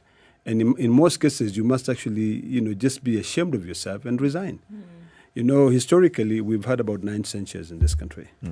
2 are against the president, and then 9 are against cabinet secretaries. 2 were very successful and ended up resigning. In fact, the former Minister of Finance, who is now the current leader of majority, was censured. And in fact, he tried to resist, but eventually he had to resign. Paul Ngei, back in 1966, until he was pardoned by the president. So really, it's a show of disapproval, and it's something which is very, very, very bad. In developed nations, you do not wait to be censured. You resign, And it's about time that now this cabinet secretary realize that they're not there because of their own making. They are there because, one, they've been appointed, you know. But the problem with these cabinet secretaries that we have now is that either they ignore the law or they don't know what the law requires of them. They are only accountable to the president, you know, the appointing authority. And the funny thing is that I think we were told by Senator Orengo that when Uhuru Kenyatta was Minister for Finance and Mwai Kibaki was the president, he himself, the president, would tell the president that I have a problem. I've been summoned, I've been invited by Parliament, and Kibaki would tell him, go deal with Cabinet, go deal with Parliament. Yep. So really, I don't understand why these cabinet secretaries are becoming big-headed. What powers does the current Parliament have? Let's Senate, for example. When you come up with this censure motion, yes, what effect does we have it a power? very strong tool, and the tool that we have, which we are now going to be using, is number one, since we are tasked with the mandate of oversight. What we can do is that we can decide to sabotage the business of that cabinet secretary completely. You know, we can try to make sure that whenever they need anything ratified by Parliament, we refuse. You know, if it is a bill or if there are regulations, we will completely, just ignore them. You know, and that will end up rendering him useless. You know, but the problem we have Can now... a censure motion lead to any sort of action? It is very bad. You it is very bad for voted yes. We will, even if we all vote yes, what will happen is this. Anyone with the right mind will know that this is really, really bad for their career. You know, because tomorrow, remember, these people are not elected. Tomorrow, even if they are reappointed, we have the Hansard. Before Parliament approves them, they'll have to go back and say, now we have to look at your career. You know, how professional have you been? You were censured by the last Parliament. So why should we be approving you? So it's something really bad for them.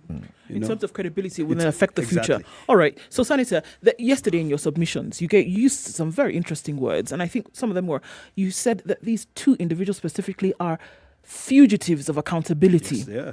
And you said that not away from accountability. Yeah, you said that not more than once. Yes. Now, is this all based on what is currently happening No. or are we looking at historical incidences where these two individuals have, according to you, not been doing their job? And if so, have we reached now the boiling point and where things are spilling over, or have there been points previously when these have been singled out? Senator, can I play that clip of you speaking in the Senate proceed. yesterday? And this is what Senator Ledamo Olekina was saying on the floor of the House. Mr. Speaker, it is my prayer that our committee, and sometimes it is very embarrassing, because even though you have all this information, the more you ask for it, the more you are messing with big people in this country. So, Mr. Speaker, I hope that our committee will look into this so that we can stop this nonsense where we are destroying this economy. Mr. Speaker, what we need to do is to remember that as leaders, we should not be here if we cannot be able to defend the people who are on the ground. So for these two fugitives of accountability, Article 226, subsection 5 of the Constitution of Kenya will go after you. And forever, when you look for an opportunity, you can never be elected, actually. Yes, and let me qualify my statement. I'm a member of the Energy Committee. We've invited Munyes, the Minister for Petroleum, a number of times. And there's no single time that he has appeared following an invite. We had to summon him. Okay? So that tells you, before you are summoned, the procedure is very simple. We invite you. We remind you that we've invited you. We actually become very courteous and we send you even a third invite. Munyes, I don't know whether he's busy elsewhere. You know, you never know. You never know the character of these individuals. But he never appears. That's number one. And even if when he appears before our committee, he appears to be completely clueless. It is like the only person who is running that docket is a PS, permanent secretary. In fact, you should see the car that Munyes drives. You'll wonder whether he's a cabinet secretary or not. So maybe he's just frustrated. because he drives an old dilapidated Pajero. In fact, the last time when he came, I asked him, Bana, what is wrong? He said, in fact, it is, the secretary to the cabinet that, felt mercy for him and gave him a nice car. Because in his ministry, he is mistreated. So that's number one. When you look at this other character called Keter, Keter would come there. First of all, he would he would actually lie to Kenyans on when he's giving a presser that he has nothing to do with the energy. And when we were passing the Energy Act and the Petroleum Act, I asked various questions as to why should we have OPRA, which deals with petroleum, in the Energy Act. But he insisted. I sat down with him in his office. He insisted. So he knows very well that he supervises OPRA. And OPRA is supposed to be independent, but it's not really independent. It's supposed to be the one that regulates importation, distribution, sales, the prices of petroleum product in this country. And he's also represented there. In the board of EPRA. In the board of EPRA. So to come and lie to Kenyans that, the Senate invited me and I have a cabinet memo. What is a cabinet memo when it comes to the parliament? So really, he has been notorious. This is not once. We've invited him severally until we have to summon him for him to be able to appear. Even today he is summoned. And if I show you the information that we have, and remember the other day when he was coming out from a meeting with Kenya Power and Lighting, he stood, I think, on the steps of the meeting place, and he said that I have been summoned by the Senate to appear on Thursday. Yeah. Now today, he sends a message that he's out of the country. Summons is like it's a court order that you must appear. So what will happen today is that we will apply Section 19 of the Parliamentary Powers and Privileges Act, which is very punitive. And in fact, if he doesn't appear again when we summon him again, we'll now send the IG to be able to go and arrest him and bring him before the Senate. If he does not, because of impunity, this will never go out of his record. So Parliament, as we are establishing here, has several instruments and power. Yes. When you receive a summons from a parliamentary committee, yes, the parliamentary committee has the powers of a high court. Article 125 of the Constitution, read it. So you are compelled to appear. You must appear.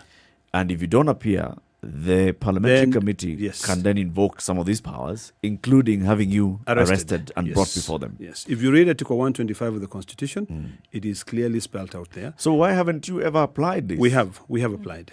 Who was arrested? We sent the IG to arrest one governor. I think there were two governors in the rush to court to be able to stop the arrest. And in this case, you are innocent until proven guilty. Yep. Now, Section 19 of the Parliamentary Powers and Privileges Act, we've applied it against three governors. One was Governor Sonko, which he paid 500,000 shillings. Yep. The second one is Governor Charity Ngilu, paid 500,000 shillings.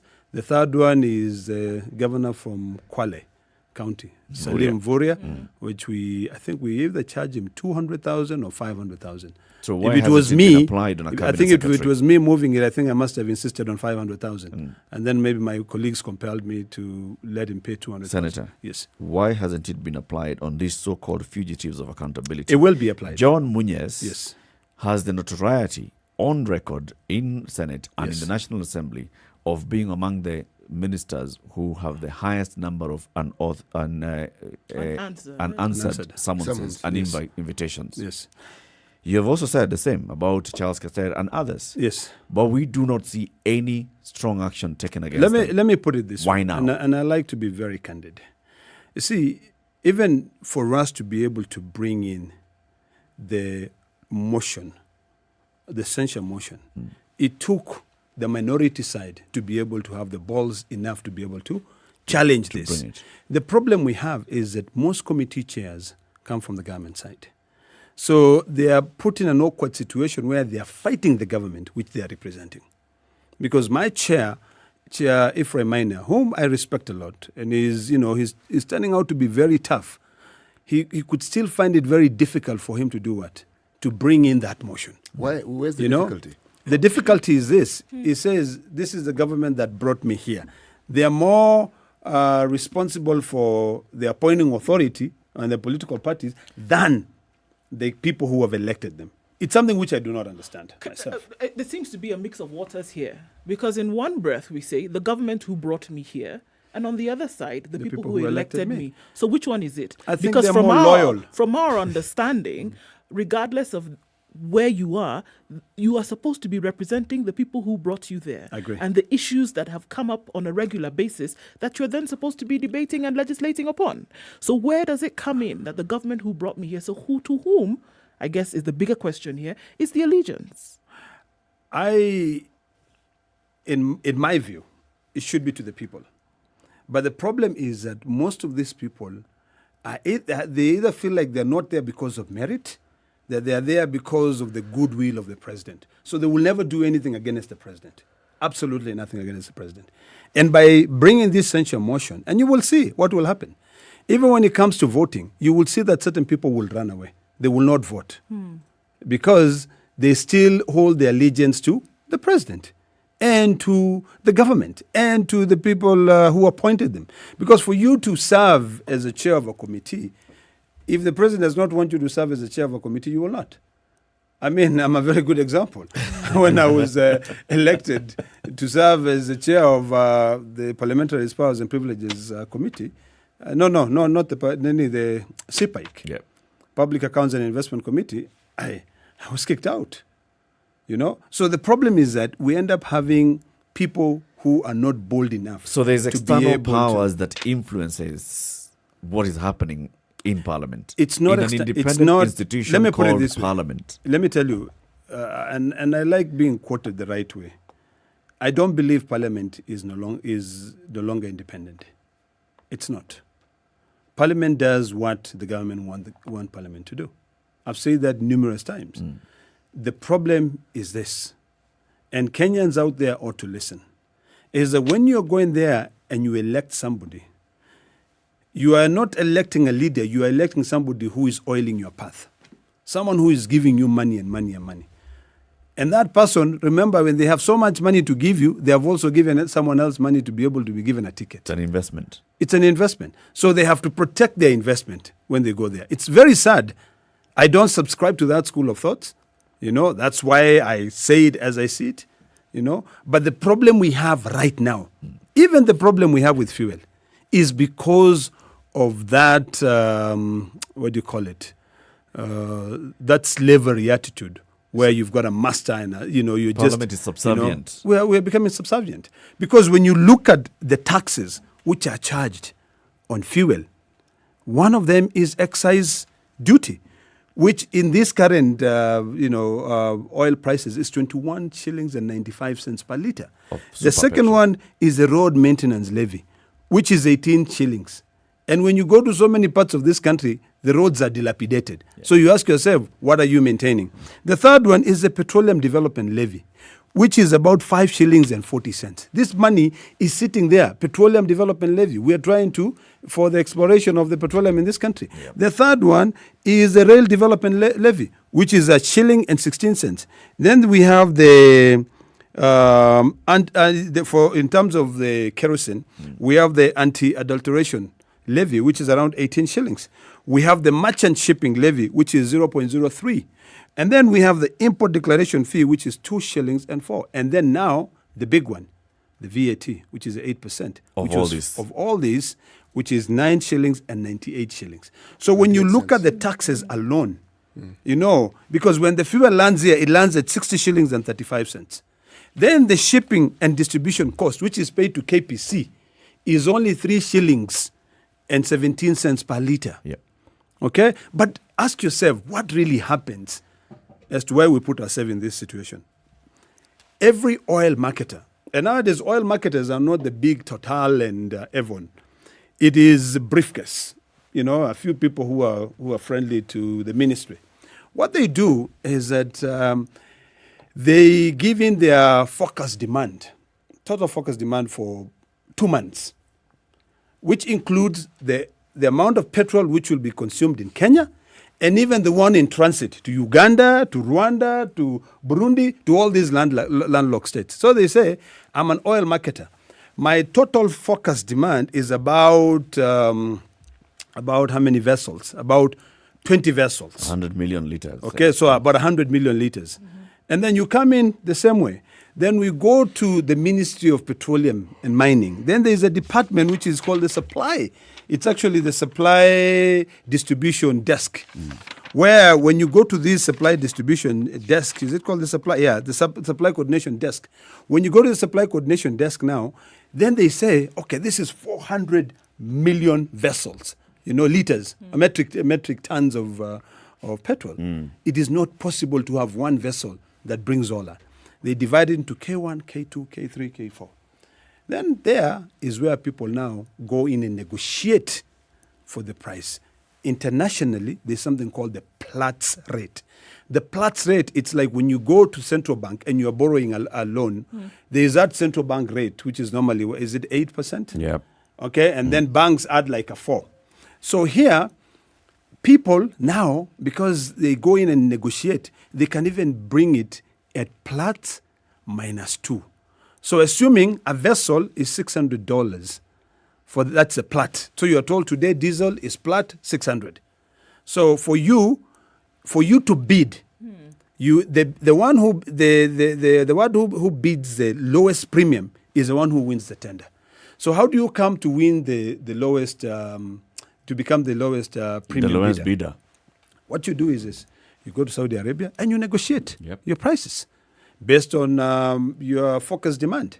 So in most cases, all the ones who are bringing that fuel here, what happens, because we subscribe to the open tender system, what happens is that, and remember, you're bringing for 2 months, which beats, the question is that why is it that every 14th of every month is when the prices are going, yet your forecast demand was for 2 months.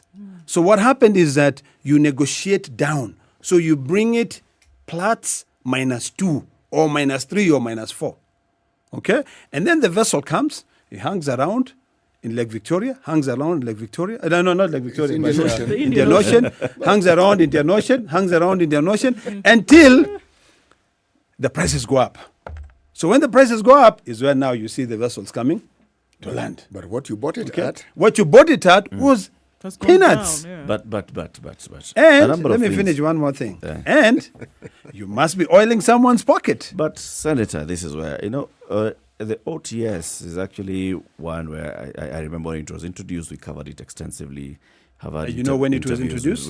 When they killed the when the refinery died, we didn't have issues. So, as you've described the open tender system, yes, the people who are bidding are market players. So it's market forces that are driving that cost. It's market forces. No, it's not. We've started. It is not. Let me explain. It's absolutely not. We are starting with Platts. Platts is set up by Standard & Poor's. It's an international standard rating. Yes. Platts says this is the price. It's like going to exchange forex. Yes. And you've been told the central bank exchange rate today is this much. So the players in the market are playing around there. So you're bidding on the Platts, and then the players in the oil marketing industry, all of them who want to participate in the bidding come together and they're placing their bids. And they are adding, so they look at, this is the Platts. Go and negotiate with the person who's selling the oil in bulk in the Middle East or wherever. This person has a refinery, has bulk storage, sells oil in bulk. It doesn't deal with a small five-wheel tanker. Doesn't deal with a jerry can. Yeah, not jerry cans. It's dealing in bulk. Yes. For you to get that oil, then you negotiate the price you've bought at. You look at insurance. You look at shipping. You look at how much is it gonna cost you to load it at the port, to bring it up to the port of Mombasa. How much do you require? You need money from a financial institution. It's not 2 or 3 shillings. We are discussing hundreds of millions, actually billions of dollars. You have to get it from a financial institution. Not even the local banks can afford this. It's the big ones, the HSBCs. You negotiate bank fees. You include that. The one who comes up with the lowest margin from Platts is the one who's going to win. Now, and it's in the market. And it's an open tender system. It's not even the ones where we say, a tender committee sat at the ministry. It is open tender. Players get into the room, they open the tender. The one who wins is only the lowest bidder. The market does not complain about OTS. Let me explain something to you, which you do not understand. I'll give you facts. The companies that have imported oil, petroleum into this country are the following: Galana, Oryx Energies, and Galana and Oryx Energy mostly. If you look at companies like Haas, Total, Ruby's Energy also imported some. But if you look at most of and then Oryx Energy, still the Oryx Energy. There is Gulf Energy. Allow us to go to the top of the hour so we can get the news and then we continue the conversation, right? We have in the studio with us Senator Ledama Olekina. We've also been live on KTN Home. Tune in to this conversation on SpiceFM. It continues. We want to understand the open tender system, the issues that we have, and also the censure of these two cabinet secretaries. Kenya's biggest conversation continues. A very good morning to you. It's now 9 a.m.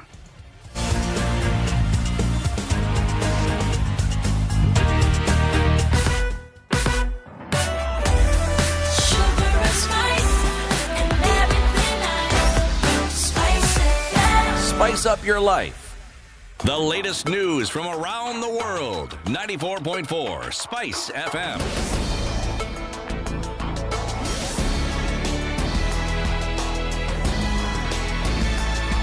Good morning, this is the Newswire. I'm Leah Ubaga. 6 police officers who've been linked to the murder of the two Kianjukoma brothers from Embu will today know their fate. The High Court is expected to hear their bail application. Judge Daniel Ogembo will deliver the verdict as the officers, through their lawyer Danstan Omari, opposed the inclusion of civil society in the case. The officers are Benson Puthia, Consolata Kariuki, Nicholas Cheriot, Martin Wanyama, Lilian Chemuna, and James Mwaniki. Some boda operators say they risk losing their motorcycles that they bought on credit if they fail to meet the payment terms and conditions. Deputy Chairman of the Boda Workers Cooperative Union in Uasin Gishu County, James Onsando, says the situation had been made worse by rising fuel prices. Onsando said this has made their customers prefer walking due to the hiked fares. Kwanza wale ambao walikuwa wamechukua mikopo kutoka kwa sako wameshindwa kuregesha kwa sababu hawana biashara imekuwa tofauti, na pia kuna wale ambao wamekuwa wakipeana pesa zao kama savings zao za kila siku, imekuwa ni balaa kutoa. Wamesimamisha hadi serikali itakapo revise mambo na mafuta, kwa sababu wao ni wale wanapata kwa mkono anaweka kwa mdomo, akibaki kidogo anajiegeshea katika sako. Kwa hivyo imetuathiri kwamba the sako is not growing and even it has compromised with our unit. Onsando says besides the rise in oil prices, they are also struggling to keep up with the cost of other basic necessities, a situation that may lead to some of them turning into crime. Watu wamefinika kiasi ya kwamba hata kupata chakula cha kuingia nacho kwa nyumba imekuwa ni balaa, kiasi ya kwamba hata akipata mtu ameegesha kiti yake mahali fulani itabidi abebe. Ni kwa sababu biashara zake zimeathirika. Hata watoto kupeleka shule kulipia imekuwa ni balaa. Tumekuwa na introduction of new curriculum ambayo ni CPC. Tunanunua kila kitu, sasa watoto hawaendi shuleni kwa sababu ametuma manila paper na vitu vingine ambazo mzazi umeshindwa kufanya nini. Yesterday, the Senate convened an afternoon session to discuss the issue where Siaya Senator James Orengo demanded for the removal from office of Energy CS Charles Keter and his minerals counterpart John Munyes for failing to appear before a committee to shed light on the hiked fuel prices. And on the same issue, Narok Senator Olekina Ledama says cabinet secretaries who fail to perform should resign or be censured. Ledama, while being interviewed in SpiceFM Situation Room, says the current CSs have failed in performing their duties because they don't understand the law and their rules. You do not wait to be censured, you resign, And it's about time that now this cabinet secretary realize that they're not there because of their own making. They are there because, one, they've been appointed. But the problem with this cabinet secretaries that we have now is that either they ignore the law or they don't know what the law requires of them. They are only accountable to the president, the appointing authority.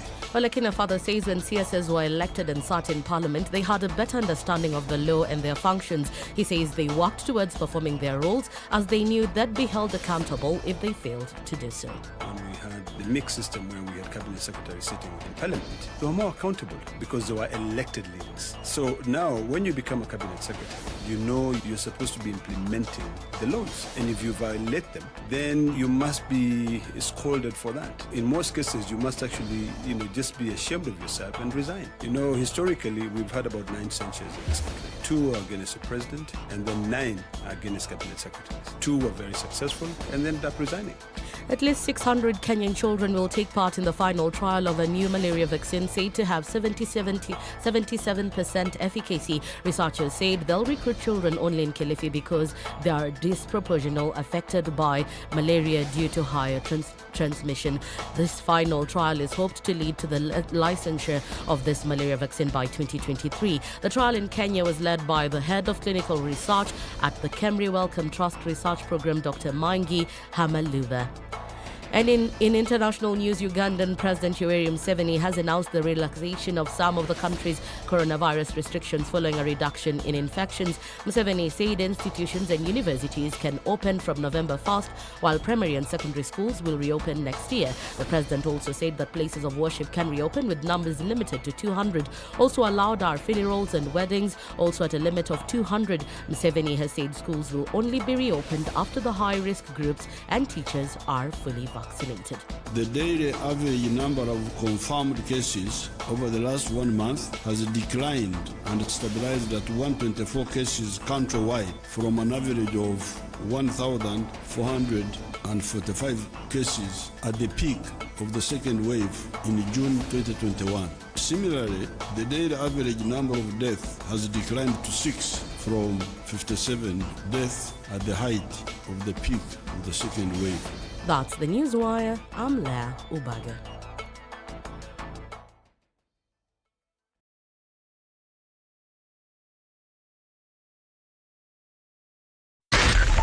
.4 Spice FM, Nairobi.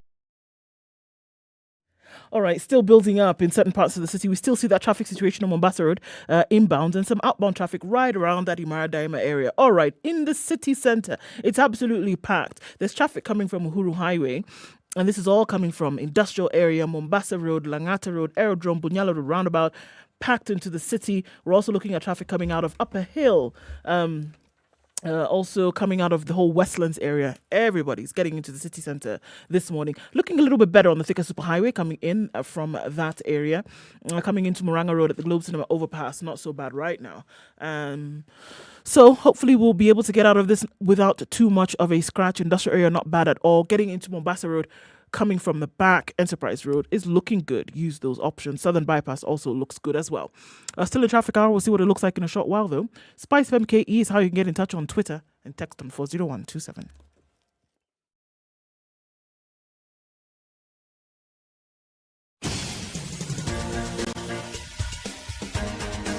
This is The Situation Room, the home of hard-hitting political commentary and penetrating insights about the state of the nation. This is a talk radio experience like no other. The Situation Room, a place for hard truths, debates, and elevated conversations. The Situation Room, witty, political, engaging, deep, controversial. In the room, we have C.T. Muga, researcher, academic, seasoned political observer, a fountain of wisdom in these politically uncertain times. Ndu Oko, Nigerian by birth, Kenyan by choice, communications expert, Pan-Africanist, a truth seeker and believer in people power, and Eric Latif, agent provocateur, the man in the chair, seasoned journalist, news hound, a man who believes in punching up, not down.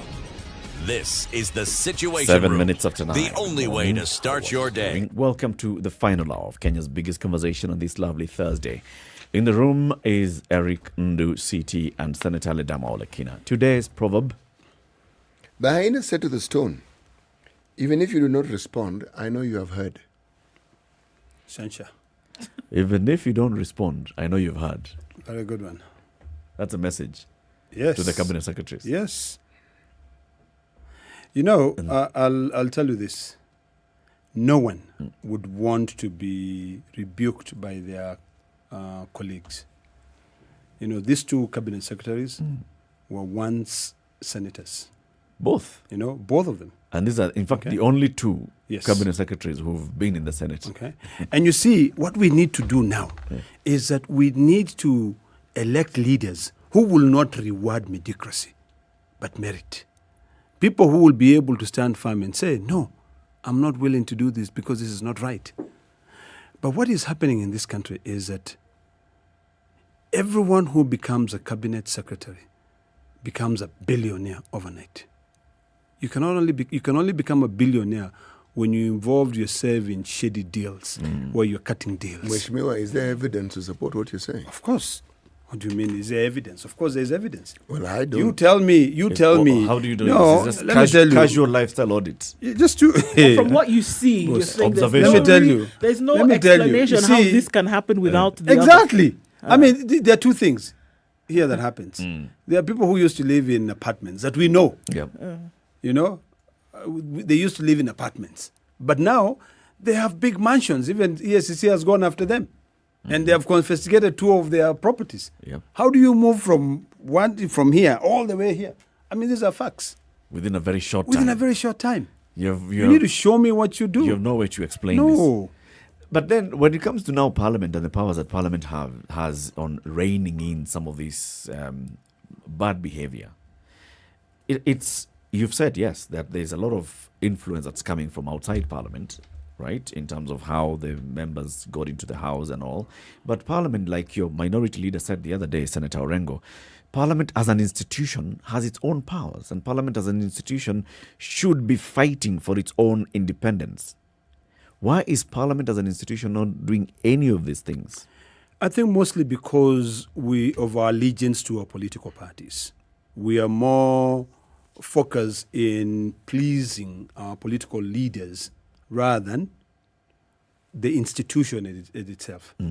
That is why you see a cabinet secretary deciding to respect an individual than an institution. He forgets that he will need that institution tomorrow to pass a law. When I was stalling, because I'm the one who stalled the Petroleum and the Energy Act, you know, history will bear me witness.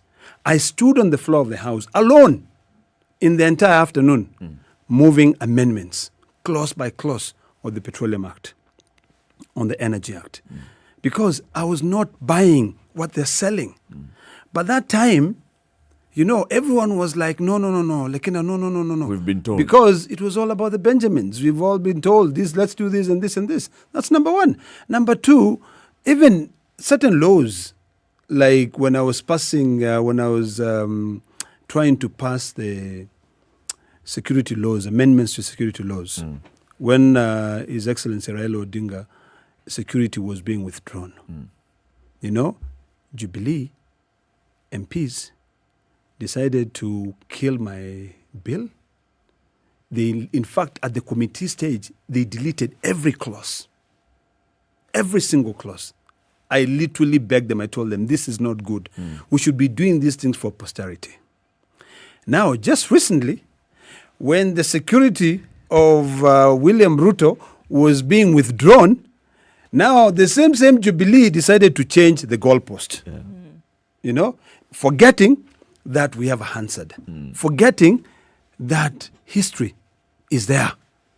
So what we should be doing, and this is my message to these cabinet secretaries, what we should be doing is that when you are there, just know that you subscribe to the Convention of Accountability. You must account not only to Parliament, but to the people of Kenya who are paying you. The reason why I speak the way I speak is because my salary, my allowances, and I get a lot. I get my I'm not the only one I'm not the one who said I must get them, but they're there. I get a lot. I get a lot in mileage. I get a lot in sitting allowances. I get a lot in salaries.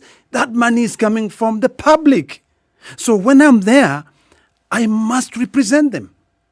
You know, it would be wrong. How can we make Parliament then accountable to the people? Because it is the as people. you said, Parliament is not accountable to the people. It is the people of Kenya who must elect leaders, not based on their tribal affiliations, clan affiliation, but they must elect people of character, people who know who will stand firm. Is there a difference in how Kenyans are electing their leaders today versus how they were electing their leaders 30 years ago?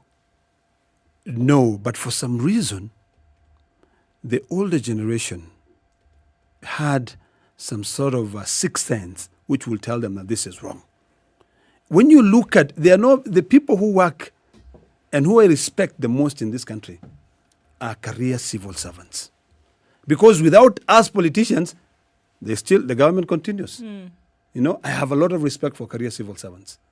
The police, I have a lot of respect for the police, even though we do not really reward them. You know, we treat them like trash. You know, we pay them peanuts. You know, if we were paying our police well, we will not be losing a lot of money in corruption. Trust me. So would you suggest, for instance, that the police service pay their people the same sort of salaries members of parliament are paid? No. Everyone has their job skill. I feel so bad. Today it's raining. Eric, you're here. You're sitting in a nice, cozy, really expensive studio. Beautiful. I love it, I must say. A police officer is standing out there, and he'll stand there from morning to evening, and he will be rained on. He will not have any lunch. So we need to reward these people. We need to give them good housing. Why not? Why is it that you give public permanent secretaries free houses? Is it that they cannot afford with their salary you're paid? The police cannot afford houses. So build nice houses for them. Give them free medical cover. Give them free education for their children. Because you as a cabinet secretary, you can be able to influence and send your child to America, and you have a policy, whatever, a scholarship from your own ministry. But Mheshimiwa, it's the parliament that you belong to that makes the laws that make the things that we are saying here possible. Let me tell you, if I didn't believe in the principle of fighting from within, I would have quit a long time ago. You know? Are there enough people? Are there enough soldiers in this army fighting from the inside? Because I think that's the question here. That a lot of times, based on the things that you're saying, that there've got to be a few who are at least loyal to this particular cause. Are there enough? And then the answer is, unfortunately, from where we are seeing it, no. Unfortunately, I agree. I'll agree with you. We're very few. And sometimes, let me put it this way, interests, you know. And if you want to continue fighting from within, sometimes you may just decide that even though you know this is black, if you are told it's white, you'll just say yes. In fact, you'll be the first one preaching that this one is actually white. So that you continue fighting. I mean, it's yes. You know, there's a misnomer here that I have to point out. And Mheshimiwa has talked about how we elect leaders. We actually don't elect leaders. They buy their way in. Well, no, not really. The leadership capacity of someone is proven when they get the job. When we elect you, the aspiration is that you will be a leader. You will be somebody who will actually do what leaders are supposed to do. Hope and prayer. Yeah, leaders are not necessarily, they're not really managers. They are people who have the capacity to not only see what ought to be done, but start the process of ensuring that it gets done. When you talk about... And to rally people for buying. Yes. Yeah? But the people we elect, unfortunately, our aspirations are not met because these people are not leaders. No. What are they? No, I disagree. Let me tell you what happens. What happens, it is a general public perception that misguide the election process. Because as a senator, I am not given a penny. But when I'm campaigning, I will go there, and I'm being hypothetical here. I will go there and I will tell them that I will build for you this road, I'll build for you this hospital, I will build for you that school, I will give you bursaries, I'll do all that stuff. And the public will only elect somebody who will promise them that. But then the reality... Yes. So you're lying. Yes, we are lying. We are lying to them. We are lying to them. We tell them we'll do all these things. Is it demand driven? Is it because you know that this is what the electorate wants to hear? Yes. So the electorate then does not have adequate political education. They to don't know the role of a senator. Okay. The difference between a senator, woman rep, senator, MP, member of parliament, senator, MCA, they don't. Governor, president. Let me tell you, sometimes I'm scolded and bashed that, we don't see you on the ground. We don't see you on the ground. Yeah. Now, when I go to the ground, in fact, even my opponents will go there and say, where is Olekina? You elected him. You don't see him here. You know, and then I asked them a very simple question. I said, that day when I was fighting for you to get revenue, suppose I was here sitting down and looking at you. Would I not be like that child who you've taken to school, sold everything you have, And then they graduate with honors and they have no job. So you come and sit and look at each other like this. You know, so in fact, even you, the media, the one thing that I would beseech you to do is to carry out programs that, civic education programs that educate the public and say, this is the role of a member of the county assembly. This is the role of a senator. This is the role of a member of parliament. Because they may come and lie to you, and tell you that they're going to do 1, 2, 3, and they know that, and actually that is not within the job description. Or even as you're voting them out. I agree with you, Senator. Many people, as you're voting a senator out, you'll be saying, this guy, hakuna barabara amejenga, hakuna hospitali, hakuna hata nini. Look at the MP alijenga hii dormitory hapa. MP had CDF. Not that. Even now, as we speak, most of the time I'm bashed on social media. When people say, oh, you're the one in the government. You should be the one doing this. Now you're telling us you are crying. Actually, this is wanainji, we're on our own. Yeah. Let me tell you, a senator does not participate in passing taxes. The finance bill is done solely by the National Assembly. Okay? In fact, that is why you see when the cabinet secretary is bringing in the budget, he goes to the National Assembly. All these every finance act passed, senators have not done anything. In fact, the only thing we do ourselves is the issue of shareable revenue, the division of revenue bill. And that one, we had to put our foot on the ground and say, we want to know this. Okay? I mean, I'm very proud of the work that the Senate has done. We have really tried, despite all these other outside influence, but we've really tried. Because when it comes to things that matters, we seems to all come together. So then let me ask you, Senator. Yes. If you have no role to play in taxes, in finance bill, in all these things, why are you summoning this CSS? I'll tell you why. Because we have a role to play when it comes to passing other legislations. We have a role to play when it comes to passing the Petroleum Act. When you look at the Petroleum Act, it's got the issue of the Petroleum Development Levy. It's got other taxes there which are pulled from there and they are put into the Finance Act. So what did you want to get from the two CSS? Number one, if assuming that they had come, Eric, that's a very good question. What did you have gotten? What I was looking for is I wanted to go in depth to understand why, number one, only these companies are importing petrol into this country. I want to get in detail what is the Pratt rate for that. If it is a 2 months forecast, demand forecast, why is it that every month UPRA, introduces new prices? What is happening with the petroleum levy? My job is oversight. So I need to get in depth to understand what is going on here. These companies that have been importing this fuel, okay? How many companies were bidding? What were the premiums that they gave? Which was the lowest, which was the highest? And then why is it that we every month, and yet it is a 2 month process, why is it that every month the prices are changing? Okay? I stood on the floor of the House and I said, the National Assembly is to blame because they yielded in the pressure of IMF. And then what did they do? VAT. They decided to introduce the VAT of 8%. Okay? What is happening with this petroleum levy fund money? I know that there are no regulations, and those regulations must be approved by Parliament. So there are billions there. Does the Senate have a role to play there with the regulations of the petroleum levy fund? Yes. So, because let me tell you, for when explanation of people who may not understand what this fund was for, what is this? I think it was mostly on the issue of the exploration of petroleum in this country, and we also need to understand right now what has happened to the oil exploration in the country. What is happening with Tullow? We understand that Tullow stopped their operations a long time ago. Indeed. We don't see trucks moving fuel from here.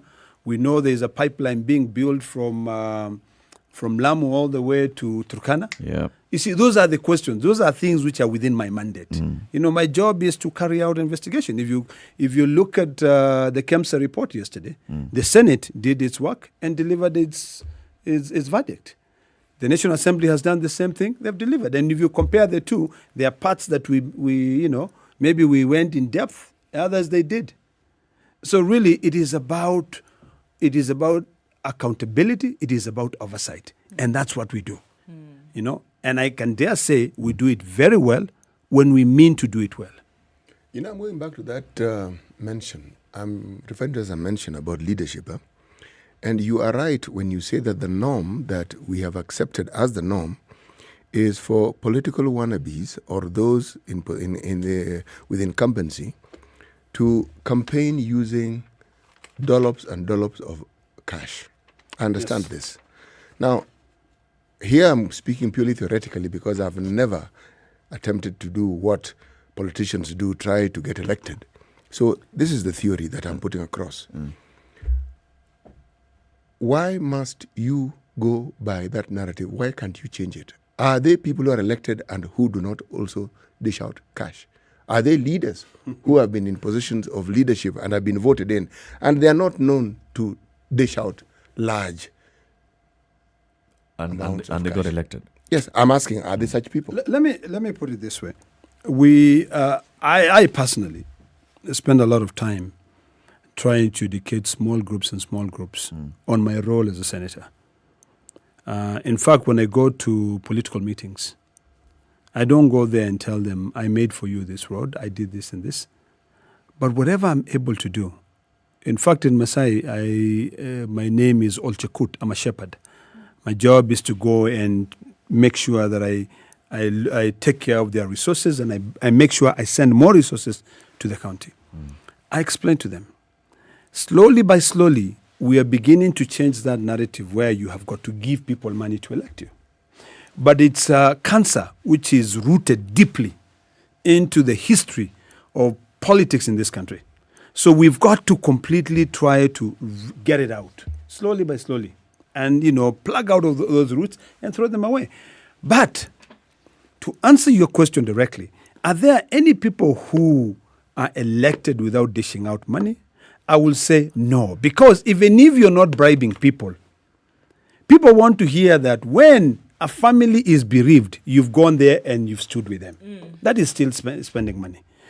They want to hear that when they have a fundraiser of their child who has to raise money to go to school, you went there and you gave them money. Okay? You are also not selfish.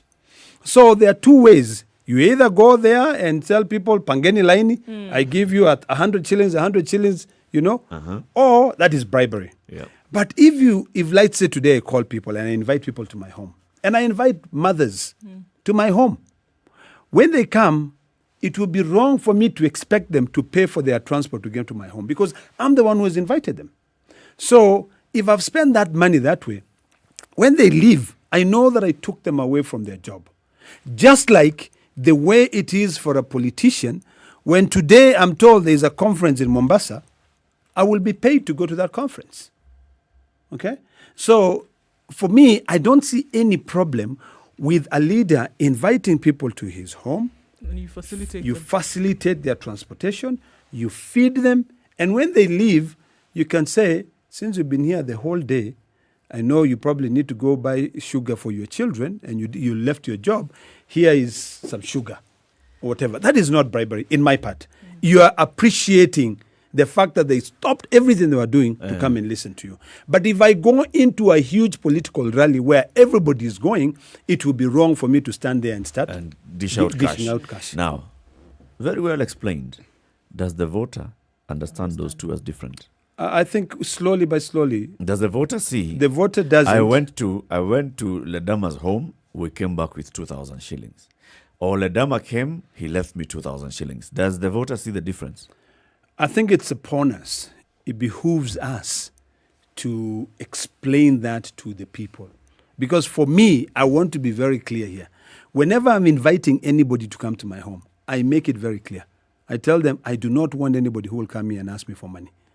If you want to be part of this movement of changing or uniting the Maasai people or the people of Kenya into one, you're welcome to come into my home.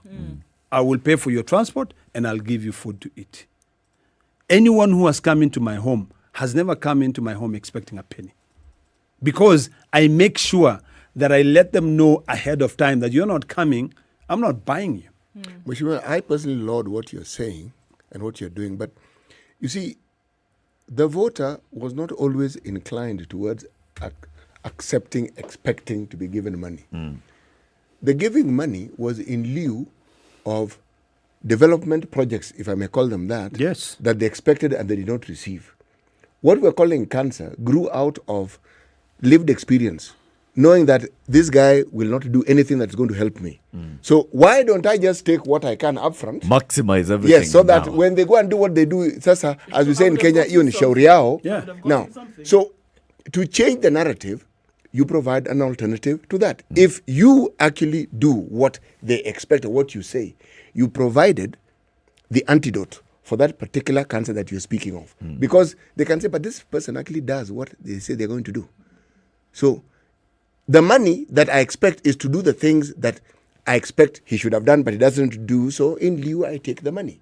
And when I asked if the politicians who've done it, your party leader notoriously doesn't give anybody anything. Which I applaud him for that. Yes. He doesn't, and he shouldn't. He's known for that. And he shouldn't. President Kibaki was even more notorious for that. Kalonzo is the same. I know these guys. No, but what am I saying? When you find that somebody is still accepted as a leader, what does that tell you? That the public actually understands this principle very, very, So very are they well. playing ignorant? Of course they do. If somebody is going to dish out money, then you'd be a fool not to go around and take that money. So it's understanding this is a leader, this is a politician. It's Yes. drawing that Yes, yes. Just putting it there. Yes. Kalonzo is a leader. Yes. In fact, what we're going to do is we're going to facilitate his transport. Yes. As a people, we give him money. Yes. Somebody will pay his bill here, will pay his bill there. They say this is our leader. Yeah, he's our leader. Yes. He represents us. This other guy. This one. He has got money to spend. Let him come. Yes. Let's take a break and then we'll take calls. We'll open up the phone lines for you to speak to Senator Ldamo Lekina of Narok constituency. 9:30. Narok County. 9:30. This is Kenya's biggest conversation. This is the Situation Room, the only way to start your day. Spice up your life. You know, when you see someone being jailed, a governor or two or someone who stole, then people will fear. Because our problem is not the borrowing, it's the stealing. We've become actually a nation of thieves. The only thing we lack is an opportunity to steal. The guys who quote the Bible and say, I'm a Christian and all that, and you know they're thieves. Return what you have stolen 4 times. If you know that you have property or anything that you have stolen, just return and say, my God does not allow me to hold stolen things. We are also a reflection of you, because you elect us. You know, we don't get into our office by ourselves. We are a reflection of the people who elect us. We don't want to go to the streets. We have a constitution that enables us, assert our will. When the legislature are now being taken as hostage by the executive for whatever reason, we are now bound by what they want us to do. This is just outside the realms of reality. We have impunity written into the DNA of our political class. How old were you when you learned that Jeshi Lokop is Jeshi la Wokovu? I can't say it very well. No, ni mtu wa Jeshi Lokop. And everyone knows.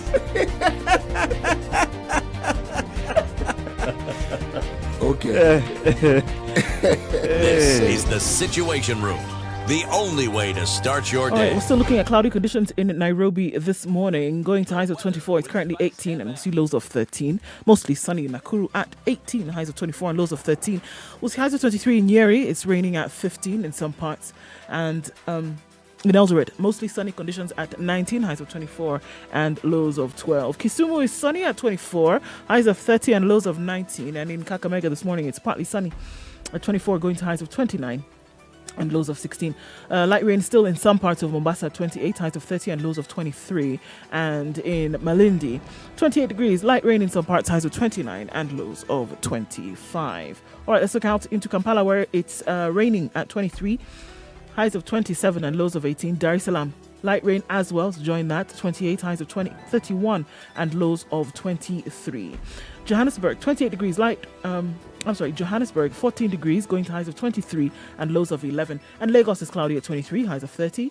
Highs of 33 in Kinshasa this morning. It's partly sunny currently at 22. We'll see highs of 28 in Beijing. Highs of 23 in a sunny Paris at 9. London is sunny at 13, highs of 22. And in New York, coming into early Thursday, it's clear at 23. We'll see highs of 26 and lows of 17.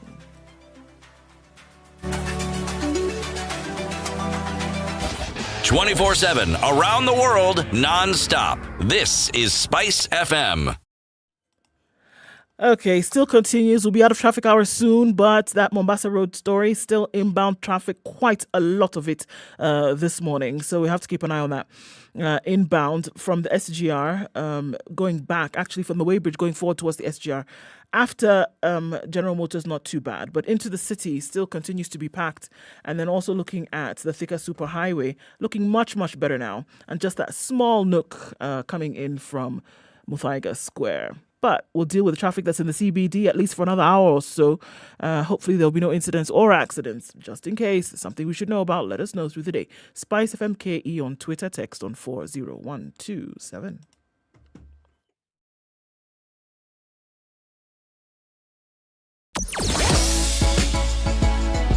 Sugar and spice and everything nice. Spice FM. Spice up your life.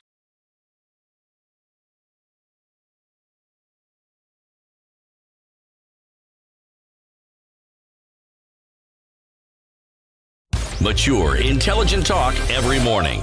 Spice up yourself. It's 25 minutes to 10. This is Kenya's biggest conversation. I told you, it's all about the Benjamins.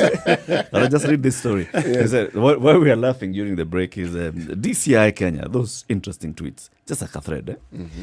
A married woman who eloped with a younger man and claimed to have been kidnapped has this evening been arrested by detectives. Jane Wairimu Ndongo disappeared on Friday, the 17th of September, leaving her husband Brian Mutuko worried on her whereabouts. That night, as he was pondering his next move, Eritreot Mutuko received a call from his wife, who sounded panic-stricken, claiming to have been kidnapped by unknown people and they were demanding 200,000 shillings as ransom. She claimed to have been kidnapped as she was walking along a Loiter Street in Nairobi's CBD. The worried husband immediately filed a missing persons report at DCI Embakasi. However, as detectives were pursuing the suspects, Wairimu's kin and the husband raised 17,000 shillings sent to the alleged kidnappers. Unbeknownst to them, Wairimu had eloped with a cab driver to his one-roomed abode in Malaa, where they were enjoying soft life and perturbed after withdrawing the sent amount. As days went by, the family became impatient and formed a WhatsApp group to make contributions towards her release. A further 40,000 shillings was sent on Monday, and the two travelled from Malaa to Mtito to withdraw the money to distract our eagle-eyed detectives who were on their trail. They were deeply misguided as the detectives from Special Services Unit and Crime Research and Intelligence Bureau were about to pounce on the duo. There was a sudden turn of events. The alleged kidnapper, Richard Mogire, had promised his 21-year-old girlfriend, who was a student at JKUAT, that he would take her out over the weekend. The girlfriend kept calling and sending him messages asking why he stood her up. Mogire tried to explain that he would make it up for her this coming weekend, but she would hear none of it and demanded that he picks her up, lest she leaves him. Afraid of losing his mane, Mogire, who is a man of many abilities, changed the vehicle he was earlier using to avoid detection, picked his love-struck main girlfriend from Juja-based university, and went with her to the one-roomed house where he had stayed with Wairimu since her faked disappearance. As detectives later established after arresting them, the three had stayed together in the one-roomed abode since Monday until yesterday afternoon when they were arrested in Sagana. Damn. There is Wairimu, the married woman. There is a student at JKUAT who is the girlfriend to this guy. So the three of them together in the one room. You know, I'm thinking of the explanation this fine gentleman gave. Would give Did he refer to the girlfriend as the niece? It depends. Okay. Several people who want to have a conversation, join the conversation with Senator Ledama Olekina from Narok County. Teddy Invoy, good morning. Yeah, good morning. Good morning, Eric. How are you doing? I'm good. Very well. Speak to the Senator. Eric, I would like to begin the conversation by appreciating Oledama and for speaking the fact. You remember yesterday we said people call him that He's the post Ledama elects Olekina. good leaders. Umesikia Teddy? Thank you. Yes. He's Then- Ledama Olekina. Oh, Not thank you. Oledama Lekina. Don't worry, even the Masai is... Eric, I want to say right that my elder brother once said that we read the book of First Samuel from 1 to 8. You realize that when the sons of Israel were demanding for a king, Oh, so you remember that discussion? it took a procedural thing whereby Samuel prayed, he went, he was rejected. But if you look at the end of it, there was a warning that that leader will do A, B, C, D, and all that. People do the verses and the It was detailed very nicely. Exactly. So my take is when a senator puts it, people should be sensitized, let them know what they are doing, and let them choose their leaders wisely. That is the only thing, because at the end of the day, handouts have become the order of the day. I saw the other day people were queuing when somebody went somewhere and were being given money. You know, they're actually being bought as early as this.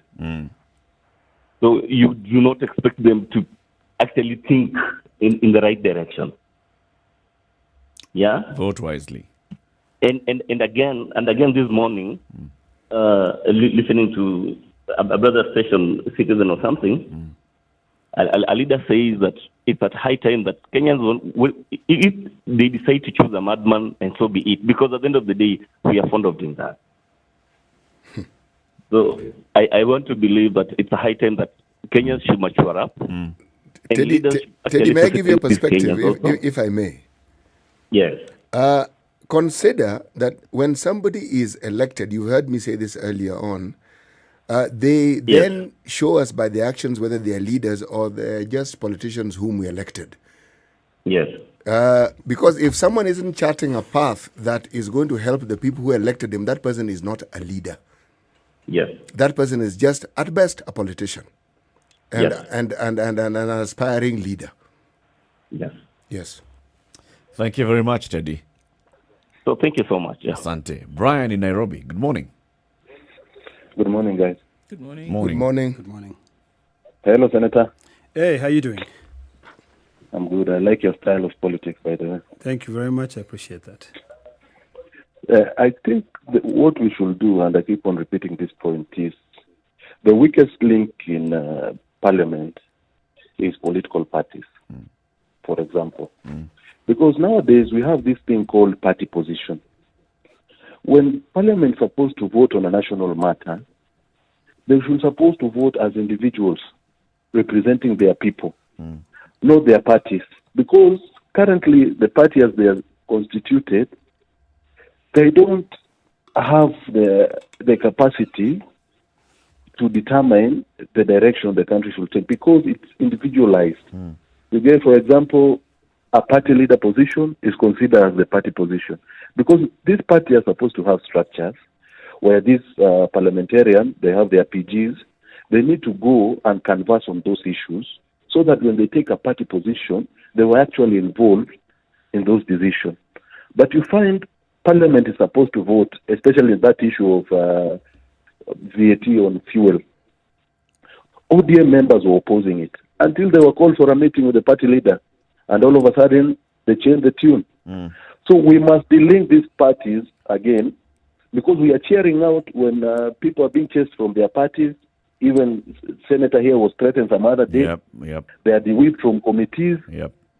And you know, most of the parliament work are done at the committee. At the committee stage. That's very true. So Thank you very get much, that when Brian. you are vocal in your committee, you cannot proceed because you will be removed from that committee. Strong so the points. Political parties are the weakest link. Strong points. Thank you, Brian. George in Syokimau. Yes. Good morning. Good morning. Yeah, I just wanted to remind us, some time back, we used to have an MP and minister called Peter Habengo Kondo. This guy was from Budalangi, Bunyala. And I understand for a long time, he was not being elected. Yet up to today, it said he's the only one who had the foresight, who had the development plan. Now, why he was not being elected was that he refused to give money. He would literally tell people, I'm not giving you money, I'm giving you plan, I'm giving you a cow that you're going to milk, as opposed to handouts that you're going to eat today, and then tomorrow you're hungry. Yeah.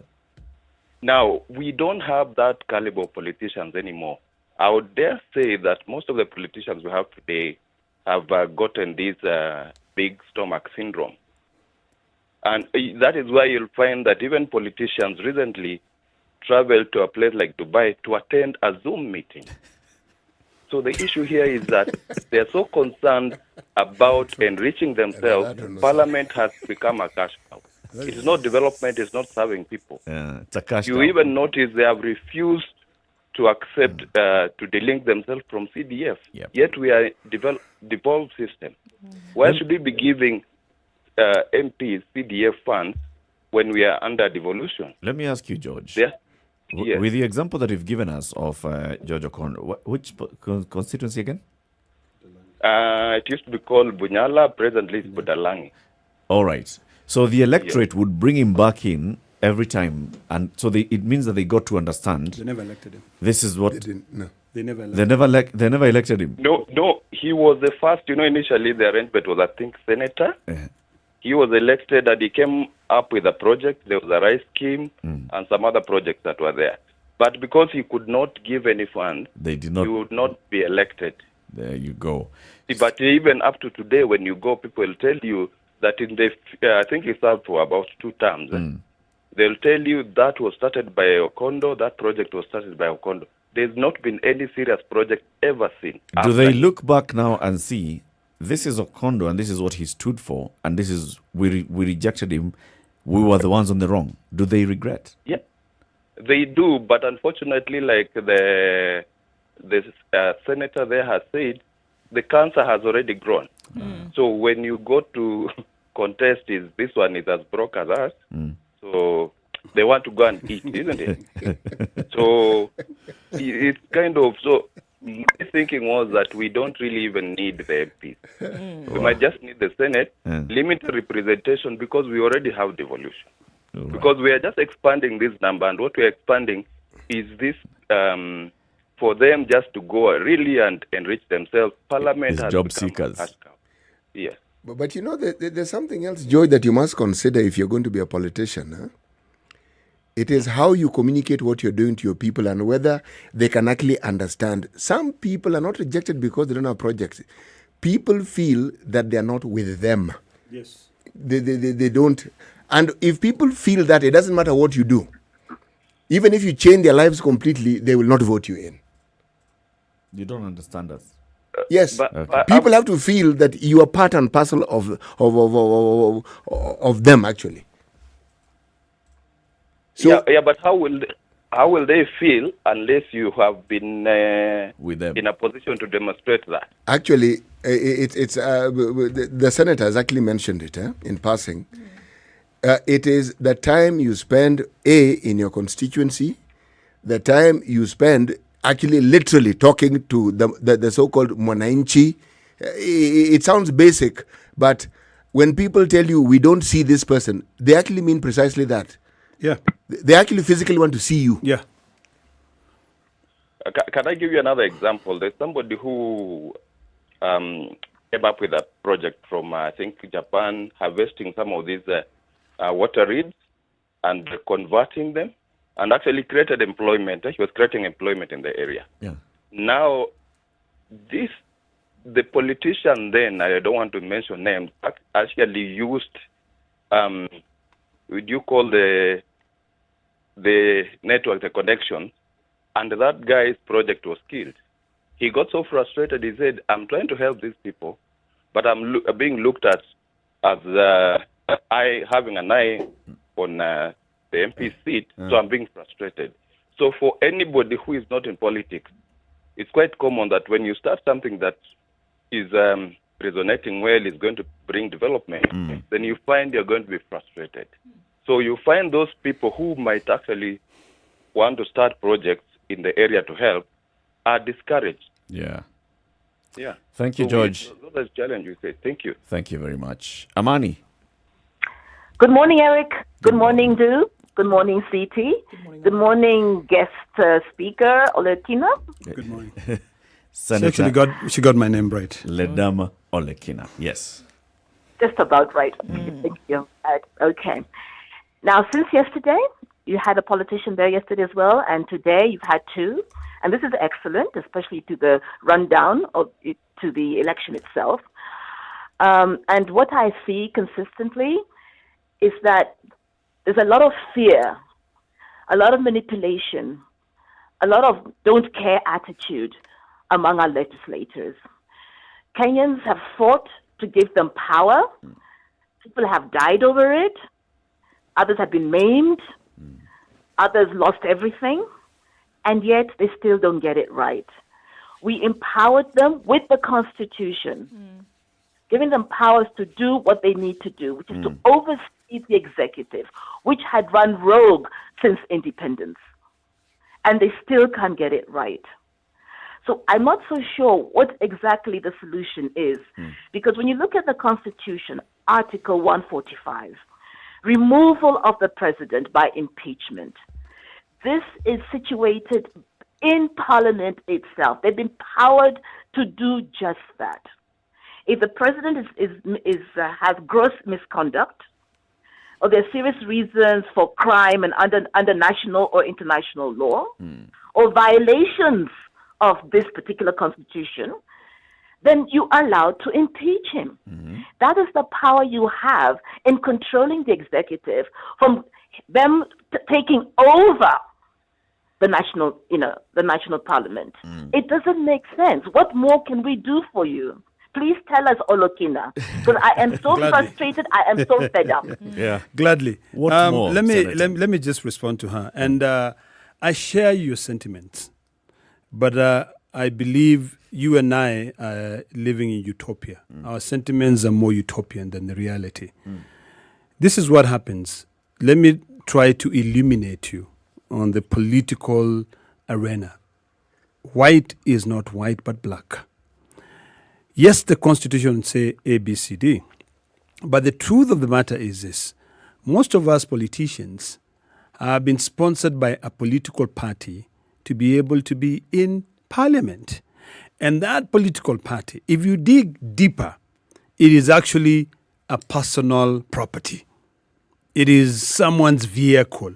So if you want to be able to ride, you must dance to their music. So here's the thing. I'm hopeful and I'm praying to the good Lord that the younger generation will continue thinking the way you are thinking. You know, my daughter and my son don't understand. Sometimes they tell me, Dad, I'm confused. Why are the lights not working? You know, because of the way we are raising them. The problem we have is that the gap between the rich and the poor in this country is so wide, such that even the younger generation are now thinking the way shrewd politicians think. Recently, in Narrow County, we had a situation where we had two arsons in schools. One school in a place called Leorakule, where it is my neighbor, actually opposite my home, and another school in Ololonga.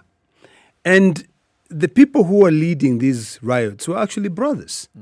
And when they were speaking, when they were given an opportunity to speak before the parents, they were moving the parents to tears.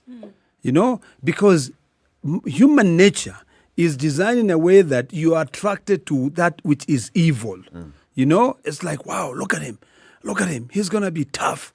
Because all we are taught is that we just have to worry about ourselves. We are not taught to be our brother's keepers. The way I wish I got her name. I don't know, what was her name? Amani. The way Amani is speaking is the way I was speaking when I came from the US. I was like, I do not understand this. And when I ran for governor, I lost because that was the mentality that I had. I had to stay here and campaign for 4 good years to be able to understand what it is that those people who are being led understand. What kind of music do they want to play? Now, Yes, we have the Constitution. We have the power to impeach the president. But who will dare bring that motion in the House? This is the reality. If you bring that motion to the House, remember, the president is the one who is in charge, is the owner of the party, number one. Yeah. Number two, the moment you bring that, then all of a sudden, KRA is after you. You become persona This non grata. year, you become, absolutely. You know, everyone is after you, including even your neighbor. They look at you, they're like, Bana, unatuletea shida hapa hivi kwa in our village. Because you are now being unorthodox and people are not, trained to think that way. People are trained to think in a certain way. So we are all compliant. So we are all compliant. And the problem we have is that, and this is what I keep on praying. I pray to the good Lord that for the years that he gives me in this world, I can be able to be a witness that you do not have to subscribe to a particular school of thoughts for you to succeed. You speak your mind. You try to encourage the younger generation to become their brother's keepers. And that's why I keep on saying, if there's anyone out there who doesn't realize that where we are right now, we need young Kenyans to be able to start thinking. We need to think about the economy. Everybody's saying, oh, give me a job in the government, give me a job in... No. Let us start thinking about how we can be able to grow our cotton industries, how we can be able to venture back into agriculture, how we can, because the problem we have, and this is where the problem is. Today, if I want to employ you, or if you come to me and tell me, Senator, can you please help me get a job for this young girl? Okay? That girl, there's no way she can get an opportunity unless she goes through me. Yep. And that is the one thing we need to do away with. Yep. We need to have a system where, if it's even that open tender system, the one we are talking about, we want to make sure that you don't have to know the PS for you to be able to win. We want to be clear. And this is what I promise you. What I can promise you is that whatever I can do within my powers as a senator, I will continue raising these issues. And when I raise them on Twitter, before you bash me, start asking yourself, why is Olekena raising this here? Yet he's a senator and he could raise it on the floor of the House. We have 3 minutes to the end of the show, Senator. And before we conclude, there's a report from PIC of the National Assembly on KEMSA. Did your committee present its report? Yes. Was it adopted? Our report, now I go through so many reports. Boss. On KEMSA? On KEMSA, I have to... Because the last time because you were here, we did. Was just when you were beginning the investigation, and you said we are not going to leave any stone unturned. We are actually going to put and hold the billionaires for everybody to see. I don't remember seeing any name of a billionaire. No, we did. I think our report. Let me not lie, because I need to be factual. I have to remember whether we adopted it. We have the order paper is always very long, but I believe even the National Assembly one. Is the committee has finished its job. It is now for the full House. But the committee's report is saying nothing. Which one? Really? The one for the National National Assembly? Yes.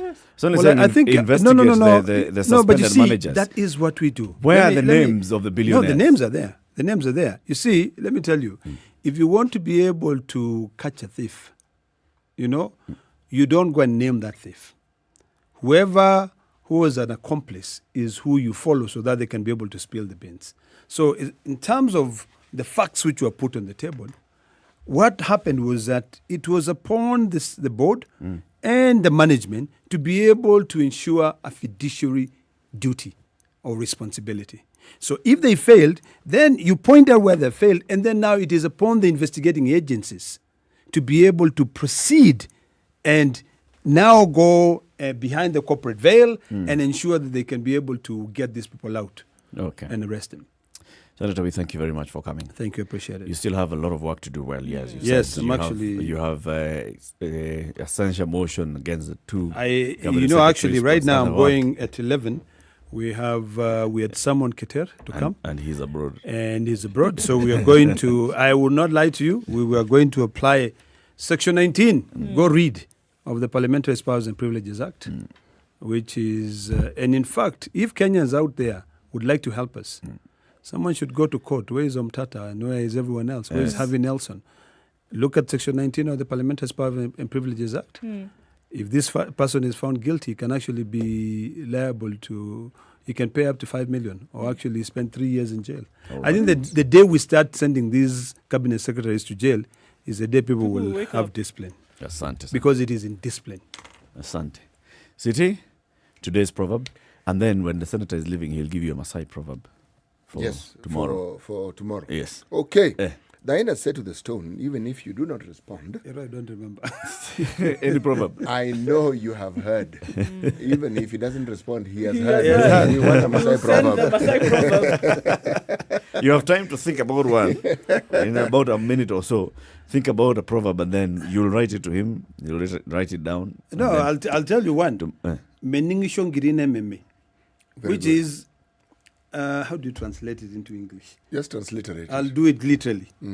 Unless you're beaten to the core, you will never listen. Menlingisho? Girine meme.